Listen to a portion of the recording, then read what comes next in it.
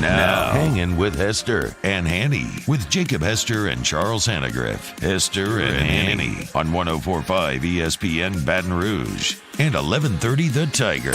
Alongside Jacob Hester, here's Charles Hanagriff.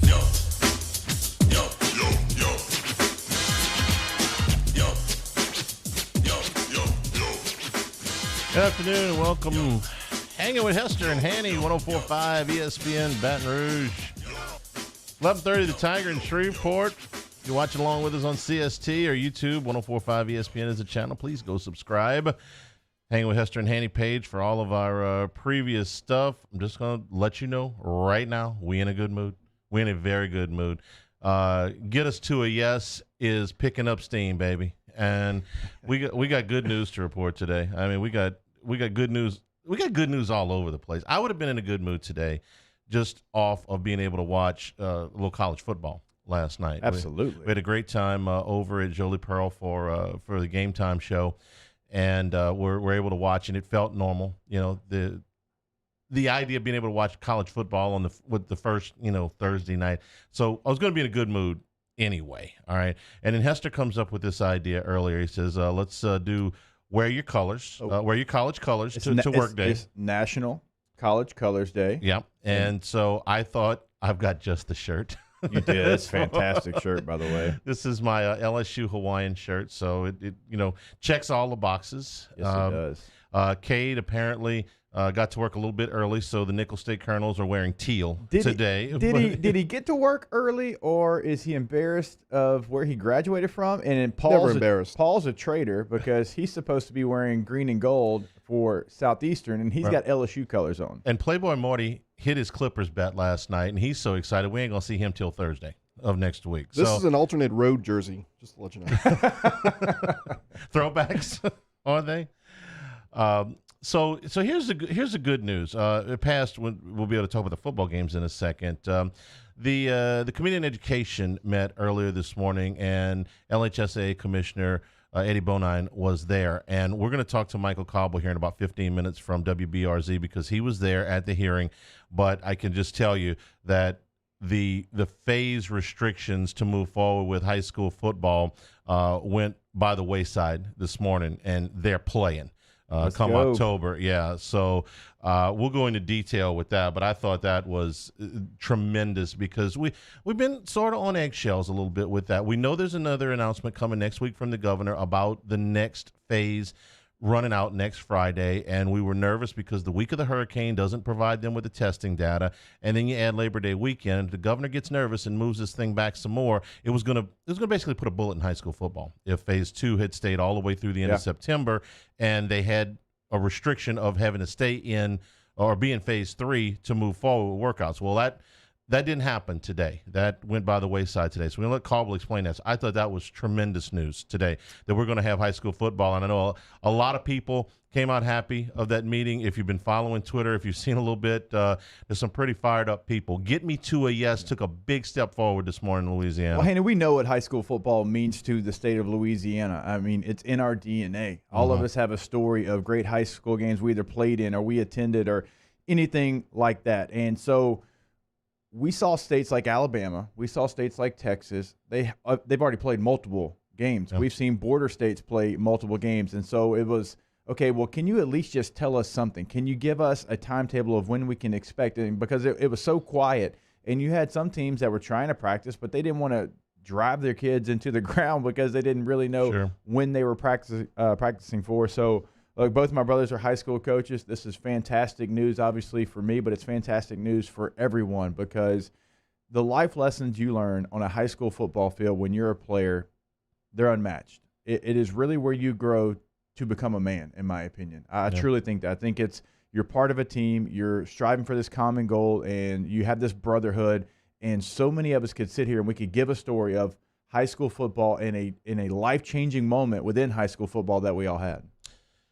It's got medical backing. It's got legal backing. Again, we're going to describe explain all this to you in the next segment. But that was extremely good news today on high school football here.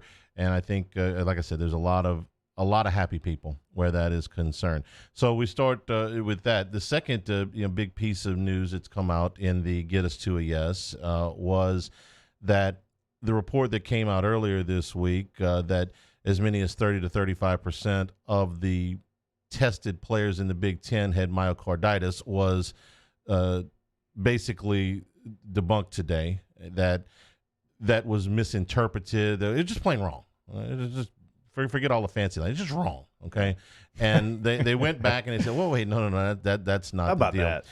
Combine that with the fact that Larry Scott came out yesterday, of all people, the commissioner of the Pac-12, and says, "Hey, we got testing now. We got rapid response testing, 15-minute turnaround. Well, guess what? We may not have to sit out all the way until January." Okay, I'm talking to Kevin Warren. We're moving forward. We've seen some reports about, they may be able to get going in October in the Big Ten. I don't know if that's going to happen or not, but it's definitely a step in the right direction. You add this to the CDC's findings and release earlier this week that of all of the COVID deaths, it's really overwhelmingly people dying with COVID and not of COVID. And I'm not trying to sort deaths here or anything like that. But the idea is that the people that are at risk because they have other comorbidities, and that their age plays a very big role in that, all of which we knew. But they had the CDC come out and say, listen, young people are likely to survive. It moves the narrative forward that we can start getting back to our lives. And that, like I said, the Get Me to a Yes thing is picking up steam today. So many outlets were so ready to run with that story, and then a couple hours later, it's like, well, actually, and crickets. Yeah. Well, the thing is, people are tired, and I shouldn't just say people because it's such a general thing, but let me just say it this way.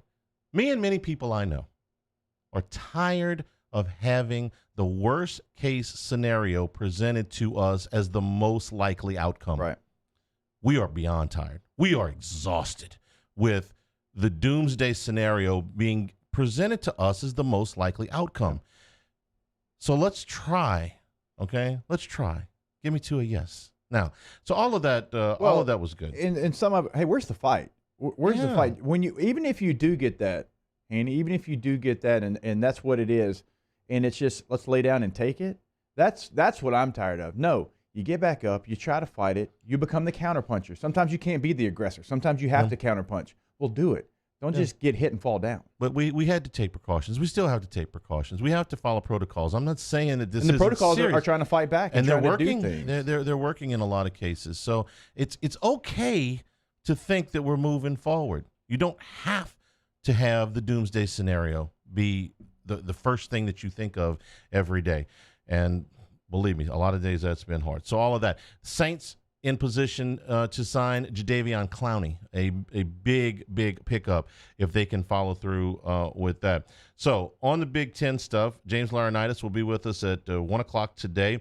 On the Saints stuff, Kat Terrell will be with us at 2 o'clock today. We're going to do first class, second class, no class in the 2 o'clock hour. And we want your submissions in the Bayou Ford chat on YouTube because you brought a present to give away today. So the best one. So how many times have we had to go to a Christmas party and you got to have a sweater? And it's ugly sweater. Right. Ugly sweater. Well, you don't have parties. to have an ugly one this year because we've got a custom. This is nice. Number 18 LSU jersey sweater. Turn it around. Look at this. You even represent. It's even got the name on the back. So if I tricked you and you're a fan of what I did at LSU, you can have the Hester jersey sweater for your Christmas event or any event. I mean, it's a cozy, as my wife would say. That is sweater. a nice sweater, man. I ain't gonna lie. We're gonna take our favorite submission and you have to be following our YouTube channel. Mm-hmm. That's part of it. Got to be in the YouTube chat from Bayou Ford. You watch the games last night? Of course, I watched my Bears. They fought. They did. They're down 28-7, and then they get the botched punt, short field, punch it in, turn around, get a touchdown, get right back to 28-21.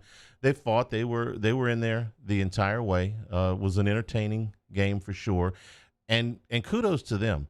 Go play a game against Austin Peay on the road. A playoff team. Win that game on 12 seconds to go, something like that to play. 82 for 82 negative tests. Make the trip down. play last night against, let's be honest, the UAB's got a lot more personnel than Central Arkansas, and give a strong accounting of yourself. I mean, they didn't win. They lost. Or 35 points. Yeah. Very, very good showing by them. The other game, South Alabama, who was just under a 2-touchdown underdog, won the game outright against Southern Miss. Now, this is something that, as we analyze games, is going to be one of the big points that we have to watch. Southern Miss had 6 players opt out. They were important players to them. They were without them. South Alabama came out and controlled the game from the very beginning. They controlled the line of scrimmage, really shut down Southern Miss's run game completely in this game. And were it not for a couple of turnovers, one on about the 25-yard line going in on a ball that was the quarterback got hit and the ball kind of wobbles into the secondary, and that was a very good scoring opportunity for South Alabama. And another one going out that kind of set Southern Miss up with a short field. You take those two things. They won the game by double digits, and it felt like more. Yeah, they dominated. Yes. They dominated the game. And we talked with Richard Dixon. Obviously, he's from Ocean Springs. He's from that area, and he mentioned it. When he was coming out of high school, this was a university that it was only a club sport. Mm-hmm. And they ascended to, obviously, Division I football now, FBS, and they've gained steam. And this is a program that when you look at the Mobile area and high school football that's played in that area, you start talking about Daphne, Spanish Fort, Miguel Tulane, all those schools, they can pull local kids, and, looks like they're actually on their way to, now I said this yesterday, the little Jekyll and Hyde a little bit. Sure. They either do this or they typically get beat by 4 touchdowns, but it's a program that's fairly new and on the rise. That's a big win for them to be able to beat a team like Southern Mississippi, who has had really good seasons in the past. Was impressed with Desmond Trotter and some of the things he made a couple of mistakes, but made big plays with his arm and with his feet when they needed him. Very strong game for him. And I'll be honest with you, I had forgotten. I'd read this a while back, but I'd forgotten that Frank Gore's son playing for is playing college football. He's still playing. He is. My goodness, Frank Gore's been in the league for 114 years. We are brought to you by Richards Honda, home of the warm and fuzzy feeling. Michael Cobble with us with the big news today that LHSAE Louisiana high school football is on. We'll do that when we come back. Hanging with Hester and Hanny, 104.5 ESPN Baton Rouge. Hanging with Hester and Hanny. Our friends over at Tiger Air, the American Standard Heating and Air Conditioning Company. They're an independent American Standard dealer because it's the best unit on the market, and it is the most efficient unit on the market. I know. I've got one in my home. When I swapped out my old unit, I immediately saw the energy savings every single month. With the programmable thermostat, I never have to worry about my air conditioner going full blast when I'm not home. Always come home to a nice, comfortable house. That's exactly right. Right now, that's exactly what you need. So make sure that you give Tiger Air a call. That number, 225-754-8687. You can check them out online, tiger-air.com. There you can see a full list of services, what to expect from Tiger Air, which is always going to be first class. You can also see that protection plan that I always tell you about, that comfort assurance protection plan for your air conditioning and heating equipment. That's seasonal maintenance. That's discounts on parts and labor and priority service. All including that maintenance is so key when it comes to your air conditioner. Make sure you give them a call today, 225-754-8687. We opened up the playbook and expanded our coverage. Listen daily in high definition on 98.1 HD2. We are 104.5 ESPN Baton Rouge. Oh, hey, what's up? It's Big D and Bubba, 100.7 The Tiger Morning Show. We'd love for you to join us every weekday, 4 a.m. till 9 a.m. Yeah, everything you want in a show. Country music. We got laughs. We got celebrity in-studio guests. We just need you. Join us every weekday morning, 4 a.m. to 9 a.m., right where it all started. That's right. Louisiana's country station, 100.7 The Tiger. Here at the Big Squeezy, we continue to serve the Baton Rouge and Southeast Louisiana areas during these troubling times. We are dedicated to providing you healthy food items to help you live your best life. From our cold-pressed juices to our delicious smoothies, let the Big Squeezy keep you going. Stay active, stay happy, and let us help you stay healthy. Visit us at our locations and also inside of Alexander's and Mathern's grocery stores or online at thebigsqueezy.com. Gulf Coast Bank and Trust is a local bank with a straightforward philosophy. It's about doing the right thing for our customers. Participating in our community with annual local fundraisers. Offering individual attention in a modern banking atmosphere with a trusted local company. Gulf Coast Bank invested in technology with a local touch, giving our customers the power to bank anywhere, anytime. We're building relationships through personal service as the bank that cares about you. Gulf Coast Bank and Trust, the bank that cares about you. This is a house call. This is a follow-up appointment. This is a diabetes checkup. This isn't just more convenient care, it's more advanced care. This is innovating healthcare at Louisiana's #1 hospital, Ochsner. To all of our heroes working on the front lines of this COVID-19 pandemic, your bravery and selflessness represent the very best of us, and we want to say thank you. I'm asking everyone around the state to join me in celebrating the heroism of our healthcare professionals on the 19th of every month at 1900 hours, that's 7 p.m. Write a note of appreciation, make plans to donate to charitable organizations, or say a prayer. To learn more, visit 19thanks.org. Thank you, and God bless. I've been doing business with Luba for 25 years. They're dependable, trustworthy. It's just the attention to detail with our clients. Our folks have years and years of experience. They're highly trained professionals, but many companies have that asset.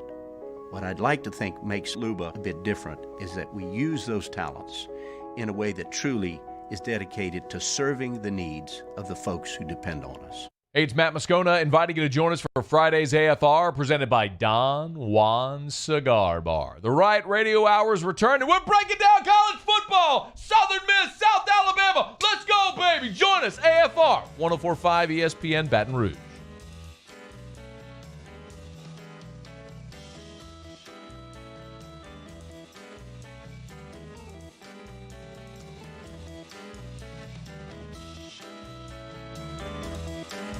Hangin with Hester and Hanny on 104.5 ESPN Baton Rouge and 1130 The Tiger.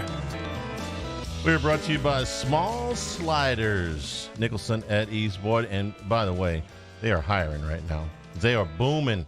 They need some high-energy people to work at Smalls. And if you go by, pick up an application, Nicholson at East Boyd, go to work for their team, man. I mean, who better to work for than Small Sliders? Great team over there. But since we're talking about hiring, can we hire Blaine Besh to go get us some food? But he's not getting any pay. I'd like him. Yeah, Smalls, you're going to get good pay. Gratis. Blaine, you're not going to get anything. Gratis for Besh, for sure. We bring in now Michael Cobble from WBRZ Channel 2. The House Education Committee met at the state capitol this morning, and the head of the LHSA, Eddie Bonine, was there. Michael, good afternoon. How are you? Afternoon, gents. I love getting up in the AM to go to the state capitol. Well, it's a little bit different job description during 2020, Michael, and I'm sure you know that by now. So the overview of this is that prior to today, the LHSAA had been of the opinion that to continue with football, they would have to be in phase. The state of Louisiana would have to be in phase 3. That changed this morning. It did. Yes, I think everyone was under the assumption that they would have to be lockstep with whatever the governor's state phase-wide recommendations were. And so today, two things happened, really. The LHSAA kind of divorced themselves from the BESE, Board of Elementary and Secondary Education health protocols, as well as the governor's phase plan that they had previously been tied to. So now they're independent to make their own decisions based on the local conditions, health recommendations, still following state guidelines, as best they can, but they're not beholden to them being in any particular phase in order to progress. So whereas we had limited practices, you could do 7-on-7s, but you couldn't do full pads or full contact. Now they're able to proceed and can start as early as potentially next Thursday to have full padded practices. And this keeps them on target for their October 8th start date. How big of a role did the letter that the Attorney General Jeff Landry sent out, essentially absolving any of these schools from liability, have to play in this decision? So that was part two of the two things that they accomplished today. That was an opinion from the state AG, who said that they are not liable based on Act 9 of a previous law that they implemented in session this year, clearing them from any liability other than negligence, in case they weren't following the local procedures and protocols. So it was huge. It was huge. Those two things in concert got us to where they are. As you like to say, got them to a yes, right? So, or Scott Woodward likes to say, got them to a yes. So those two things working together were huge. And it wasn't any small feat. I think what really saw happen was this grassroots effort from lots of moms, around the state, but specifically, I think it's Claire Harveston here at Dunham, and her Facebook post that went viral and had a lot of support. In that meeting, meeting room this morning, there were probably 30 moms, probably half of them wearing their sons' jerseys, part of the Let Them Play movement. And so I think you had that groundswell, that email, supporting the movement towards legislators. They saw that they had a chance or an opportunity to maybe clear up some of the muddy water that they created with their legislation earlier in the session, and they were able to enact upon it and do that. So now that gets us to where we are now. Now that kind of loosens the tight hold, and the restrictions, but it's back in Eddie Bonine's court to meet with his executive executive group. I don't know what the exact title is, but now they have to enact the policies and the procedures that these schools will have to follow in order to get to kickoff on October 8th. So they'll meet September 9th. They'll come up and hopefully, enact some kind of rules and regulations statewide that will help these football programs get back to full padded practices, scrimmages, jamborees, and games. So that's the next step. Calvin, you mentioned the moms being there. I can promise you Nancy Hester would have been there in a jersey as well. But speaking of the parents, we know that everybody's kind of looking forward to finding out what Tiger Stadium's capacity is going to be. What about the high school games? Because obviously your parents and all your relatives and friends are going to want to come to the games. Have they talked anything about capacity for the fans?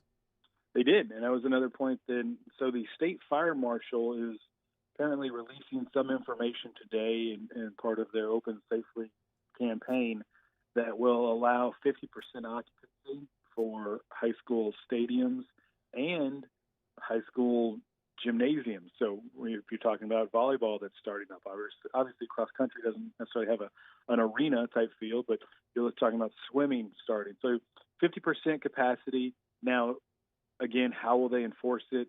Will there be temperature checks at the gate? All those things have to be figured out. And some of the concerns were, is it going to be up to the parents to police this kinds of things? But as if athletic directors and coaches didn't have enough on their plate, I think this is something that will, not say get kicked down to them, but I think that they'll have to come up with some reasonable, procedures in order to ensure the safety. Because again, we've kind of seen it, right? We all saw the viral video of the principal stop the football game and tell people to social distance in the stands. We saw it last night in Hattiesburg. Not a lot of masks in the stands there. So I think it's one of those deals, and Dr. Catherine O'Neill wasn't able to speak today at the meeting, but she did send a letter, and her point was that once we turn on the Friday night lights, let's make sure we do what we need to ensure they stay on for the remainder of their season. So I think everyone's very cognizant of that, but a lot of positive answers for people that were probably very concerned, about the futures of their sons and daughters' athletic careers this fall. I want to clarify the point on Dr. Catherine O'Neill, the Chief Medical Officer at Our Lady of the Lake. She supports this move, correct? Correct, she does. Let's be very specific then. supports this move as long as there are continued trends of decreasing numbers in the state. I have her letter of recommendation here I can pull out, but basically it's essentially as long as things are trending in the right direction, she is supporting this. She is supporting them moving forward with football. But again, she wants to make sure that everyone understands that you just don't roll out there and these things happen. There's going to have to be some accountability. And let me see if I can see it. She says, quote, "When the Friday nights turn on, we will remain on the entire season. We can only do that if we do it the right way, by taking a slow and deliberate approach, following strict guidelines to ensure when we resume these sports that our children, their families, and communities are kept safe," end quote. Galba, real quick, I do want to ask you, because you mentioned it that, they can get to full pads at a certain date, and you mentioned, the restrictions that they have, but what have most high schools been doing? Like some of the bigger high schools, some of the 5A high schools, what have they been doing to try to stay in shape? Is it just workouts on their own? Yes.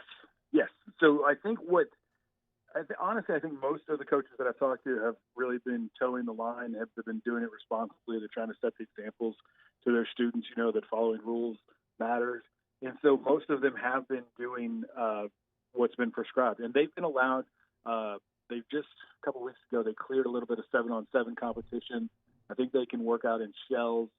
They can work with pads, but they cannot, there's no thud, there's no wrap-up sessions, there's no physical one-on-one kinds of things. Now, some schools I've seen, do some, I don't want to say they're Oklahoma drills, but I mean, it's pretty close to it. So I think there's a little, variance depending on what school you go to, but for the most part, they've been able to get, like we've kind of saw with LSU's early ramp-up period, a lot of physical conditioning, a lot of mental reps, a lot of walkthroughs, individual drills, those kinds of things. But now, once the executive session meets next Wednesday, they could get the green light as soon as Thursday to start padded practices. And then there's a 3-week build-up process that Bonine had described in a previous meeting, the last time I think he was at this board, of how they will proceed and advance with the start of the season. Michael, never in your career have you had a Labor Day weekend off. I know this because we haven't either. So this is your one shot, man. This is your one shot because next year I'm convinced we're going to be back to normal. So what are you going to do with your Labor Day weekend off? Never in your life have you had this. Well, I always work Labor Day weekend, so I've already volunteered to work the holiday, right? But here's the real kicker, Charlie, is now I tend to take most of December off because the season's over. Yeah. And now I will be working most of December, and just to stay on topic, high school football could be wrapping the week after Christmas in the Dome. Yeah, I mean, so everybody's schedule gets split a little bit. So no rest. But hey, look, man, we've had months to rest. Right? Yeah, so we could have football from last night, literally through April. With some of the spring season. So that's okay. I'm fine. I'm good. Have a great weekend, Michael. We appreciate you getting us up to date. All right, I love Island Hanny. I'm looking at them on TV. Here. Oh, yeah. Yeah, baby. We just need the hat. Bring the hat. The hat doesn't fit under the get some earbuds, Hanny. For one day, I guess I could do that. I'm not sure the hat fit anyway, but on the next True story. Thanks a lot, Michael. By the way, for those asking out of the Bayou Ford chat, no, T-Bob did not will this to me or donate this to me, and no, you can't have it. Yeah, exactly. People are asking. Exactly right. This one's been I've been saving this one for a special occasion. You mentioned, getting this weekend off and getting the extended holiday, and he was kind of joking that he's working and going to work until December. Let's not forget, it has been 25 weeks, 175 days, 4,207 hours since we actually had a top-tier division NCAA event before last night. So none of us need to ask for any time off. We're fine. Although we're taking Monday off. Let's go. Yeah, after Monday though. We're in for the whole deal. We're brought to you today by Smalls Sliders. They are hiring right now. High energy people. Business is great. So head on over. If you're looking for a job, join their team. East Boyd at Nicholson. You can pick up an application at Smalls Sliders. Hanging with Hester and Hanny, 104.5 ESPN Baton Rouge. Hangin' with Hester and Hanny. GMFS Mortgage, GMFSmortgage.com, helping you navigate these financial waters. Right now, interest rates are so low that if you're in the market for a new home, you have more purchasing power than ever before. Right now, if you want to do a refi, you'll be able to get it at better rates than you ever have before. And the long-term and short-term benefits of a refinance, not just those long-range plans that you pay less for your home, but also the ability to skip 1 or 2 mortgage payments now and free up a little bit of cash. Construction loans are available. If you're adding to your family and need to add to your home, they can help you out there. Sit with a qualified local counselor, GMFSmortgage.com. They'll ask you a few questions, and then you can set out all of your financial goals. They'll walk you from there all the way to the close, and I think you'll be really pleased at how rapid that process is. I've done it. Matt Moscona's done it, and thousands of others have done it. When they talk about changing your lives or changing your monthly budget, start your financial journey today at GMFSmortgage.com. Saints coverage, Chiefs, Cowboys, Thursday night, Sunday night, and Monday Night Football. From the opening kickoff to the playoffs and the Super Bowl, the NFL lives on 104.5 ESPN Baton Rouge.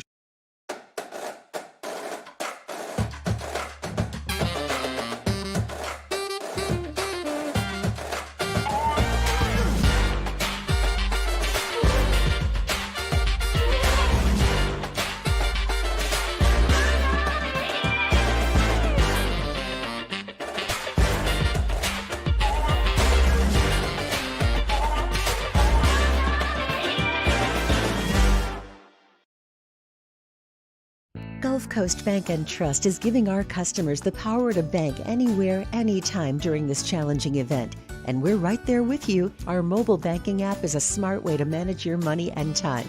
Gulf Coast Bank and Trust, the bank that cares about you. Le posso offrire un caffè? Andiamo insieme da me, non c'è. Call Mr. Electric today for electrical repairs, upgrades, and installations. This isn't just another day. It's so much more.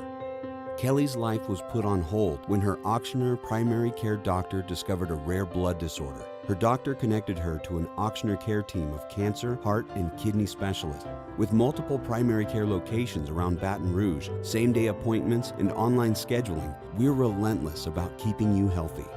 Auctioneer Baton Rouge, innovating healthcare for Kelly.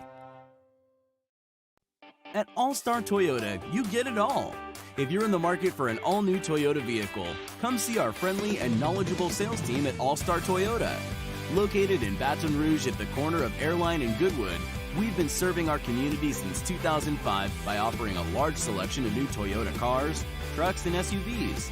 Get behind the wheel of your dream car and take a test drive at All-Star Toyota today. Are you a licensed contractor? There's lots of good contractors in Louisiana doing work the right way, but unfortunately, too many unlicensed contractors are working outside the licensing requirements. Working as a contractor in Louisiana requires a license for the company doing the work. The Louisiana State Licensing Board for Contractors wants to help you get licensed to allow you to conduct work legally. It's not difficult to get the license. We can help you. Go to lacontractor.org for more information. Licensed contractors, it's the law. Gulf Coast Office Products is a nationally recognized Savin office equipment dealer based right here in Louisiana. Over 100 employees strong, Gulf Coast has the boots on the ground to support all vertical markets from education, engineering, legal, and finance. With the latest in office technology, from desktop to production segment units, Gulf Coast and Savin have the perfect fit for you. Call 225-756-2644. That's 756-2644 for Gulf Coast Office Products. It's a Tuesday edition of Game Time with Jimmy Ott and Ben Mintz. The guys recap all the action from over the weekend, including the Kentucky Derby. We're live at Mike Anderson Seafood from 6 to 8 p.m. on 104.5 ESPN Baton Rouge.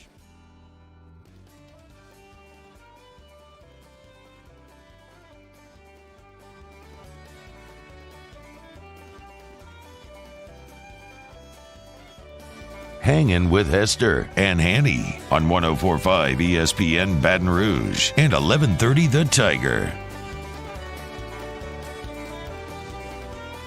And today's show is brought to you by Small Sliders. Hiring high-energy people right now. Nicholson at East Boyd. Man, they're moving some product right now. They need some help. Want to go to work for their team? Join the team now. It's Smalls Sliders. And while you're picking up the application, just get yourself a slider, fry, right down here on Government shake, Street. icy. That's right. It's close. Hey, Messi's staying with Barcelona. I'm so proud of you. Hanny. Yeah, I'm so proud of you. I'm in a good mood today. I told you. So what does that mean? You got 30 seconds. They honestly, so if he was transferred to another team, the cost of that for another team, it just wasn't going to make sense. It was a gigantic price tag. As I was telling you the other day, when you make a move in soccer, you have to give that team so many millions of dollars just to have the right to sign the player to transfer waiver. Almost like when you get which player did we use? Yu Darvish, right? Yeah. When you sign a Yu Darvish, you got to give that team a certain amount of millions before you can even give him his contract. It's just like that in soccer. So yeah, he's staying with Barca. I wanted to, as soon as I saw this story today, I wanted to ask your perspective on this, because what this guy has done over a long period of time is just so admirable. No, not admirable. That's the wrong word. It is just worthy of our admiration, I guess. I'm butchering the words. Adrian Peterson got cut today, is where I want to go with this. And the guy's 35 years old. He spent the last 2 years. So he's young? The last 2 years with Washington. And, he's rushed for just about 1,000 yards a season with the former Redskins. He's 60 yards short of 1,000 yards a season. He's in fifth on the NFL's all-time career rushing list, fourth on the rushing touchdowns list. You would be able to put it in perspective, because you played running back in the NFL, just how hard it is to do what he's done at that level for that long. I've seen some of the greatest athletes, talents at that position really hit a wall when they get to a certain age. And this is a guy that even at 35 years old, which in running back years, you might as well be 50.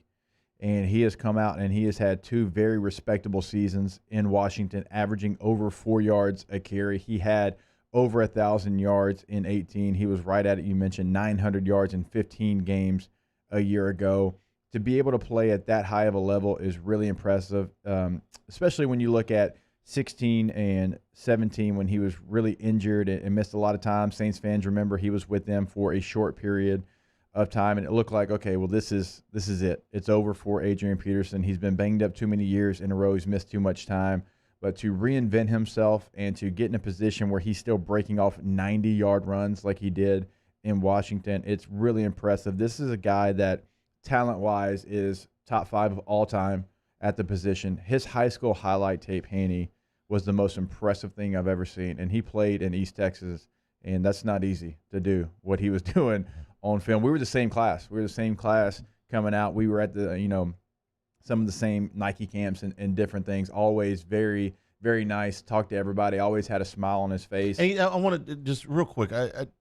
He didn't have to do that. Guys of his stature, they could big time you. A lot of them do that. That's not a given that they're going to be nice. I tell the story of Jimmy Clausen big time and Phillip Rivers at Notre Dame camp. Yeah. I mean, Jimmy thought, or not Jimmy, what was Casey, the oldest one, right? Casey? Rick. Rick's the one that was here. There's too many Clausen. I think it was Casey Clausen. Yeah, he was the first one at Tennessee. Yeah, either way, they're all Clausens, whatever. And so he thought he was the big time quarterback, and he big times Phillip Rivers, and Phillip's pretty good. So yeah, he didn't have to do that, but he was great and always, talked to everybody like I mentioned, and you could see it from day one. He'd take 2 steps, and you're like, yep, that's that guy. That's the number 1 running back in the country for a reason. So for me, he's a top 5 all-time back. Just the talent that he had. He missed multiple seasons because of injury. Who knows what his numbers would be? Even then, he still got 14,000 yards, averaging 4.7 a carry for that long. It is really impressive. If this is it, and most people would but he's not most people. He's not. He still wants to play. He will finish, like you said, in the top 5. Most people would have shut it down after the Arizona experiment. And he went to New Orleans. That didn't work. Yep. They didn't know what they had in Alvin Kamara yet. And as soon as they found out, Peterson didn't make sense anymore, so they moved him. And Arizona had him. It took him a little while to break in. Most people would have said that's it, especially when your option is to go into that franchise. Right. Yes. And he probably didn't even know. I'm sure he didn't, all the other things, but he could at least see what the football end of it was, and he did it anyway. It would probably be a situation where if he gets signed and goes somewhere, it would be after week 1, because then you could you wouldn't guarantee a salary. Yeah, the cold, cruel business side of it is I know about that one. Nobody's going to sign him before week 1 and guarantee a salary for the season. But if somebody gets hurt, is there any doubt in your mind he's going home? He's going to keep himself in great shape. And if somebody's looking for a running back somewhere in the middle of October, early November, because they've had injuries, they're going to call him. Yeah, and this is a team that doesn't really have running back depth, in my opinion. I don't like any of the backs to be the lead back on their team. I know Bryce Love is a really good college player, but he has not yet shown that he can be a lead back in the NFL. So I was surprised by the move, but don't be surprised if you see Adrian Peterson back on an NFL football field because of all the reasons that you said, Hanny. He's going to stay in shape. They're not going to sign him before week 1 because they don't want to guarantee that full year salary, but he'll have an opportunity. Like I said, he's had 2 respectable years back-to-back, averaging over 4 yards a carry in both those seasons. So I think somebody, they'll get down the stretch and they'll need a running back. By the way, it needs to be mentioned, if there was ever a college football player that could go from being a freshman to being a star in the NFL, it would have been Adrian Peterson. I've never seen someone as a freshman look like he did in college football. There's a comparison I would make just because it's the University of Oklahoma. It's Marcus Dupree. And if you saw the 30 for 30, but we watched Marcus Dupree here because not only did he play for Oklahoma, but he played in the USFL for New Orleans for the Breakers. Right. And he wasn't much older than what Peterson would have been as a second-year college player, and Marcus got hurt. But that's who he reminded me of. Somewhat similar running styles. Angry? Angry, but he's big. He's a big and a little bit of a straight-up type runner. Maybe not to the That's what extent. amazed people about Adrian Peterson, because he did run straight up, but he was so big and physical, he was able to absorb that and still have a long career. Dupree ran like that as well, and Dupree got hurt, but that's what I would run. Barry Switzer, kind of the famous thing, he's like, I'm breaking the bone. They'd run the wishbone. He's like, I'm breaking the bone for Marcus Dupree because he's that good. That would be the one guy I would have compared him to. But Peterson was able to stay healthy, whereas Dupree was not. What motivates a guy at 35 to want to continue to want to take that physical pounding? I mean, he's in the Hall of Fame first ballot, no question. Absolutely. He's made his money. MVP, right? And if he would. If he's chasing a ring, I get that, but what motivates a guy like that? So everybody's built a little different, and this question would always come up in the locker room, training camp. You're sitting around the snack table before you go to bed. Hey, how long do you want to play? How long do you want to play? And I remember saying I wanted to get 8 in. That was the number. I wanted to get to 8. Got to 6. Decided that was good for me. Nick Hardwick, who was a Pro Bowl center, always wanted to get to 10. Just give me a 10. He got to 10. That was it. He knew his number. Everybody kind of knows their number. And I remember it gets around to Phillip Rivers, and we're like, Phillip, how long do you want to play? He said, I'm going to play this game until they drag me off the field and say you can't do it anymore. And that was his answer. And that's the way that he's built. And I've heard Phillip say, I'd play this game for $50,000 a year. And he meant it. And you could say, well, of course, he signed $200 million contracts. Yeah, but when he said it, he meant it. So some guys, that's just how they're built. You will have to drag me off this field. It's not about money. It's about the love of the game, and I want to do it for as long as I can. Adrian Peterson has that feel to it. Yeah. Take a break. We are brought to you by Smalls Sliders. Again, they are adding to their team, hiring right now, East Boyd at Nicholson Drive. Hanging with Hester and Hanny, 104.5 ESPN Baton Rouge. Hangin' with Hester and Hanny. In times of need, get a full list of phone numbers, websites, and other important emergency information on the Demco Stormwatch page at 1045ESPN.com.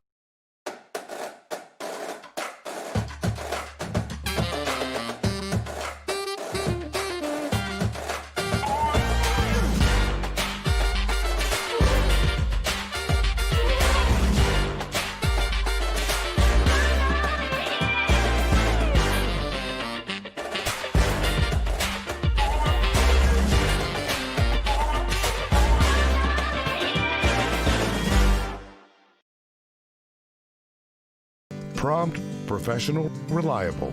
If you're looking for a breath of fresh air with your AC and heating needs, call the professionals at Annis & Bitter. Annis & Bitter, a Rheem Pro partner, keeping your family comfortable for over 25 years. At Corval Toyota in Opelousas, you can get into a new Camry for $239 per month, or take 0% financing for 6 years. $239 per month, or 0% for 6 years. So come on down to Happy Town. That's Corval Toyota in Opelousas, Happy Town, USA. ServiceMaster Elite create clean, disinfected work environments. As a local business, we take pride in serving the New Orleans and Baton Rouge areas. Our cleaning protocols follow CDC and OSHA standards for healthcare settings, offices, senior living, restaurants, and industrial plants. Contact ServiceMaster Elite to get your operation ready for reopening with germ disinfection cleaning. ServiceMaster Elite, the trusted choice in professional cleaning since 1996. Gulf Coast Bank and Trust is a local bank with a straightforward philosophy. It's about doing the right thing for our customers. Participating in our community with annual local fundraisers, offering individual attention in a modern banking atmosphere with a trusted local company. Gulf Coast Bank invested in technology with a local touch, giving our customers the power to bank anywhere, anytime. We're building relationships through personal service as a bank that cares about you. Gulf Coast Bank and Trust, the bank that cares about you. This is a house call. This is a follow-up appointment. This is a diabetes checkup. This isn't just more convenient care, it's more advanced care. This is innovating healthcare at Louisiana's #1 hospital, Auctioner. To all of our heroes working on the front lines of this COVID-19 pandemic, your bravery and selflessness represent the very best of us, and we want to say thank you. I'm asking everyone around the state to join me in celebrating the heroism of our healthcare professionals on the 19th of every month at 1900 hours, that's 7 p.m.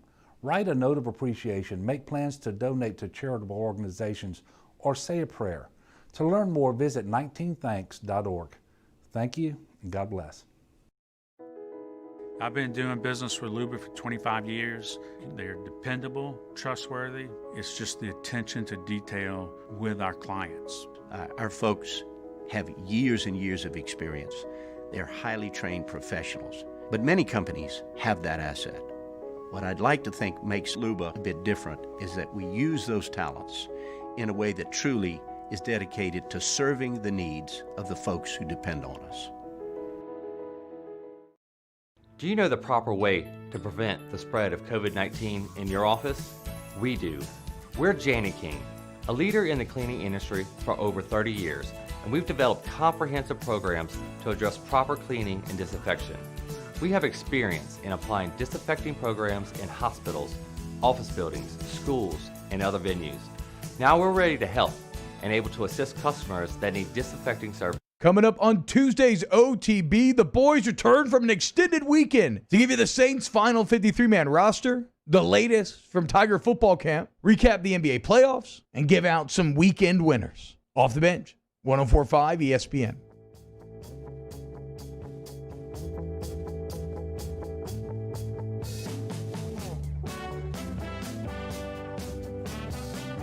Hangin with Hester and Hanny on 104.5 ESPN Baton Rouge and 1130 The Tiger. And we're brought to you by Small Sliders, adding to their team. Nicholson at East Boyd. Pick up an application today. Slide on in, get you some sliders, get you some fries, get you a shake. Get into the Labor Day weekend, and off to a good start, huh? Absolutely, and don't forget you can pick up party packs. So if you're doing something this weekend with the family, go ahead and slide through and pick that up as well. I know we've done it a ton of times. The boys love it. I try to get the party pack for a large group, and my 4 boys try to eat them all. That's the problem. Right. I wanted to just mention this. If you're watching the game last night between Southern Miss and South Alabama, about 9,000 in the stands. I understand that this is not the biggest game of the college football season. I understand this isn't, Alabama, LSU, or Clemson, Notre Dame, or stuff like that. But we've been asking the question: how many people can you put in the stadium? Can you do it in an orderly manner? Can you get them in? Can you get them out? Can there be some distancing? Can there be enough masks? So far, so good. We heard from the LHSA today they're going to try to put 50% capacity. Of course, high school stadiums are much smaller than what we're talking about here. We've had a few games now. They've been able to do it. We've got protocols in place. Almost everybody has put their number up. Florida was the latest. All of them are somewhere between 20 and 25%. LSU has held up on making an official announcement. And for everybody that's asked, why haven't they done it? Why they are trying to get the number as high as they can. And just think about what we know now that we didn't know a week ago. A week ago, we didn't know if the high schools were going to play. We didn't know if they could get in and out. What if Central Arkansas had played Austin Peay? We went, yeah, this is great. And they ended up with a whole bunch of positive cases out of it, which didn't happen. Okay. Well, then that would have changed. What if, last week at this time, we didn't have the Pac-10 and the Pac-12 and the Big Ten actually speaking with somewhat optimistic tones? We hadn't had this game between South Alabama and Southern Miss. Can we do? Yes. It's working. Longer you wait, the more information you're going to have and the better opportunity you have for an outcome. Listen, we'd all like to know how this all turns out. Patience is not always an easy thing. In fact, most of the time, it's not an easy thing. But you got to give LSU credit. Yeah. They didn't jump the gun on anything. Like, listen, and it may end up being the same numbers it would have been a week ago or a week from now, but they're working through it. I do think it's interesting, though, that the LHSAA said, well, we're not going to be bound by phase. Yeah. They can do that. LSU, I think, has been waiting for the last proclamation from the governor, which will get them. The next one will get you to the opener. What phase are you going to be in there? They'll announce their stuff. I think we've all learned, it's the old term, don't jump the gun, like you said. It should just be don't Big Ten. Don't rush to a decision. I like that. Yeah, don't Big Ten. Don't rush to a decision and then months, weeks later say, man, did we really screw that up? We could have waited just a wee bit longer and there would have been so much more information out. So you're exactly right. And we know LSU has already had those discussions. They are close to releasing that information, but they also, like you said, they want to get as many people in the stands as they possibly can. So it could be something as simple as 20% to maybe it's 25%. Well, 5% when you're talking about 100,000 people, that's a lot more people within the stands. So I think they are delaying the decision in a positive manner. It's not anything that's going to be negative. It's because they want to try to get as many people in the stands as they possibly can. So them holding out the news, although I know people want to know that information, they want to know if they're going to be able to, one, get in the stands, two, what's the tailgating.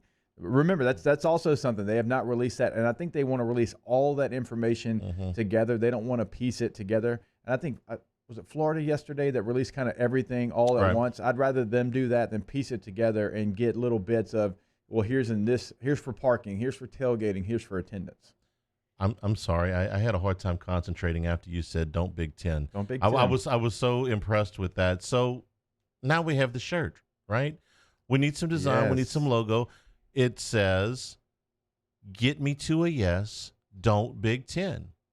Print them up. Do we put what colors we doing them in? Well, should we do Michigan colors just to troll? Maybe we could do like half of it in scarlet and gray and half of it in maize and blue. Well, scarlet and gray at least wants to play. That's true. That's true.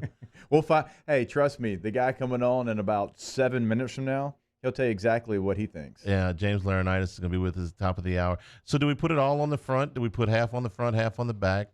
We got to figure out color scheme. Kate, I'm putting you in charge of this. You are the de facto promotions department around here now. I think you put don't Big Ten on the back because that's the negative thought. The And back, so on on the the back front, burner, yeah. you want it saying "Get me to a yes" as the positive moving forward. Not to mention that "Don't Big Ten" could be used in a variety of scenarios. Really good. we could don't, really don't play football too early. All those type of things. we could get a lot of mileage out of that. This is how we make up the economic deficit around here from the pandemic. We sell these shirts. Get me to a yes. Don't Big Ten. Yep. See, I feel like we solved a problem. Don't forget today. Flot in the slot. I mean, Flot in the slot. That's a whole different. That's a whole different thing. And I got to get into playing the slot because I think he's going to play on the outside. But I just like saying Flot in the slot. James Laurinaitis is going to be with us at the top of the hour. The Big Ten finding out that the big inflated numbers on myocarditis are bogus. We'll talk with him a little bit about that. Kat Terrell in the third hour from The Athletic will be with us. We'll talk about the Saints getting themselves in position to sign Jadeveon Clowney. First class, second class, no class. We're going to do in the 2 o'clock hour. Hester's giving away a sweater. Yeah, this is a really nice sweater. Giving away the jersey sweater, so Yeah. it looks like a jersey. It's got Hester 18 on the back. It's got LSU 18 right there on the front. Got Eye of the Tigers on the sleeves there. I think it's an XL, brand new. You see the tag there. I'm not trying to give you anything Hanny's worn. We're going to do it in the 2 o'clock hour. You seen your submissions before that? They're not going to count because they'll scroll off the screen. It's just tougher for me. So wait till the 2 o'clock hour. Then we're going to give that sweater away. Brought to you by Small Sliders. This is Hanging with Hester and Hanny, 104.5 ESPN Baton Rouge.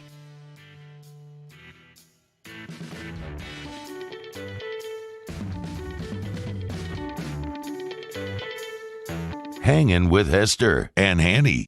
When you want the best of Louisiana, you don't go to a superstore. We know what we like, and we like it local. Same goes for banking. As one of Louisiana's largest local banks, we offer homegrown services crafted around you. Gulf Coast Bank, the bank that cares about you.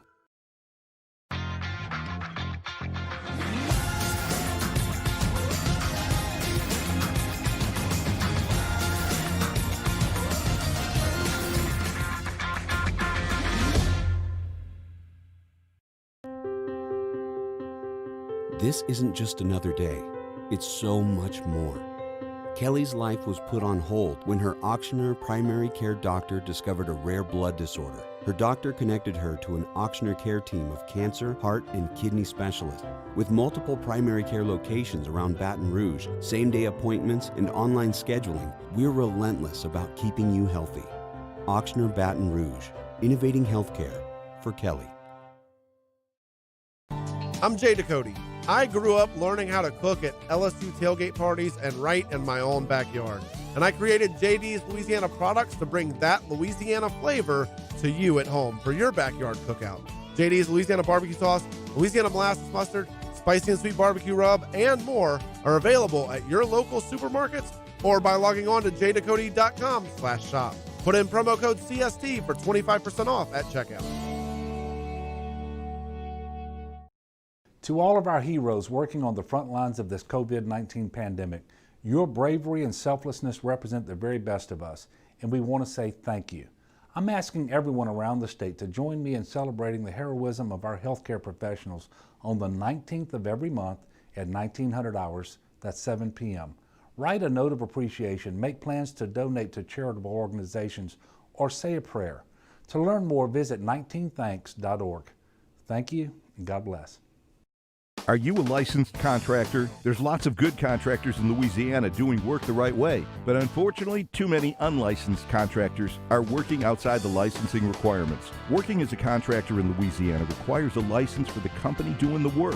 The Louisiana State Licensing Board for Contractors wants to help you get licensed to allow you to conduct work legally. It's not difficult to get the license. We can help you. Go to lacontractor.org for more information.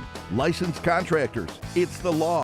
Gulf Coast Office Products is a nationally recognized Savin office equipment dealer based right here in Louisiana. Over 100 employees strong, Gulf Coast has the boots on the ground to support all vertical markets from education, engineering, legal, and finance. With the latest in office technology from desktop to production segment units, Gulf Coast and Savin have the perfect fit for you. Call 225-756-2644. That's 756-2644 for Gulf Coast Office Products.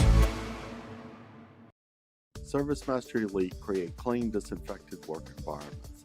As a local business, we take pride in serving the New Orleans and Baton Rouge areas. Our cleaning protocols follow CDC and OSHA standards for healthcare settings, offices, senior living, restaurants, and industrial plants. Contact Service Master Elite to get your operation ready for reopening with germ disinfection cleaning. Service Master Elite, the trusted choice in professional cleaning since 1996. At All-Star Toyota, you get it all. If you're in the market for an all-new Toyota vehicle, come see our friendly and knowledgeable sales team at All-Star Toyota. Located in Baton Rouge at the corner of Airline and Goodwood, we've been serving our community since 2005 by offering a large selection of new Toyota cars, trucks, and SUVs. Get behind the wheel of your dream car and take a test drive at All-Star Toyota today.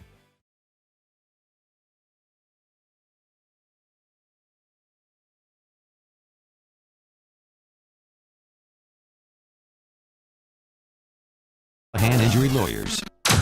Now, Hangin with Hester and Hanny with Jacob Hester and Charles Hanagriff. Hester and Hanny on 104.5 ESPN Baton Rouge and 1130 The Tiger.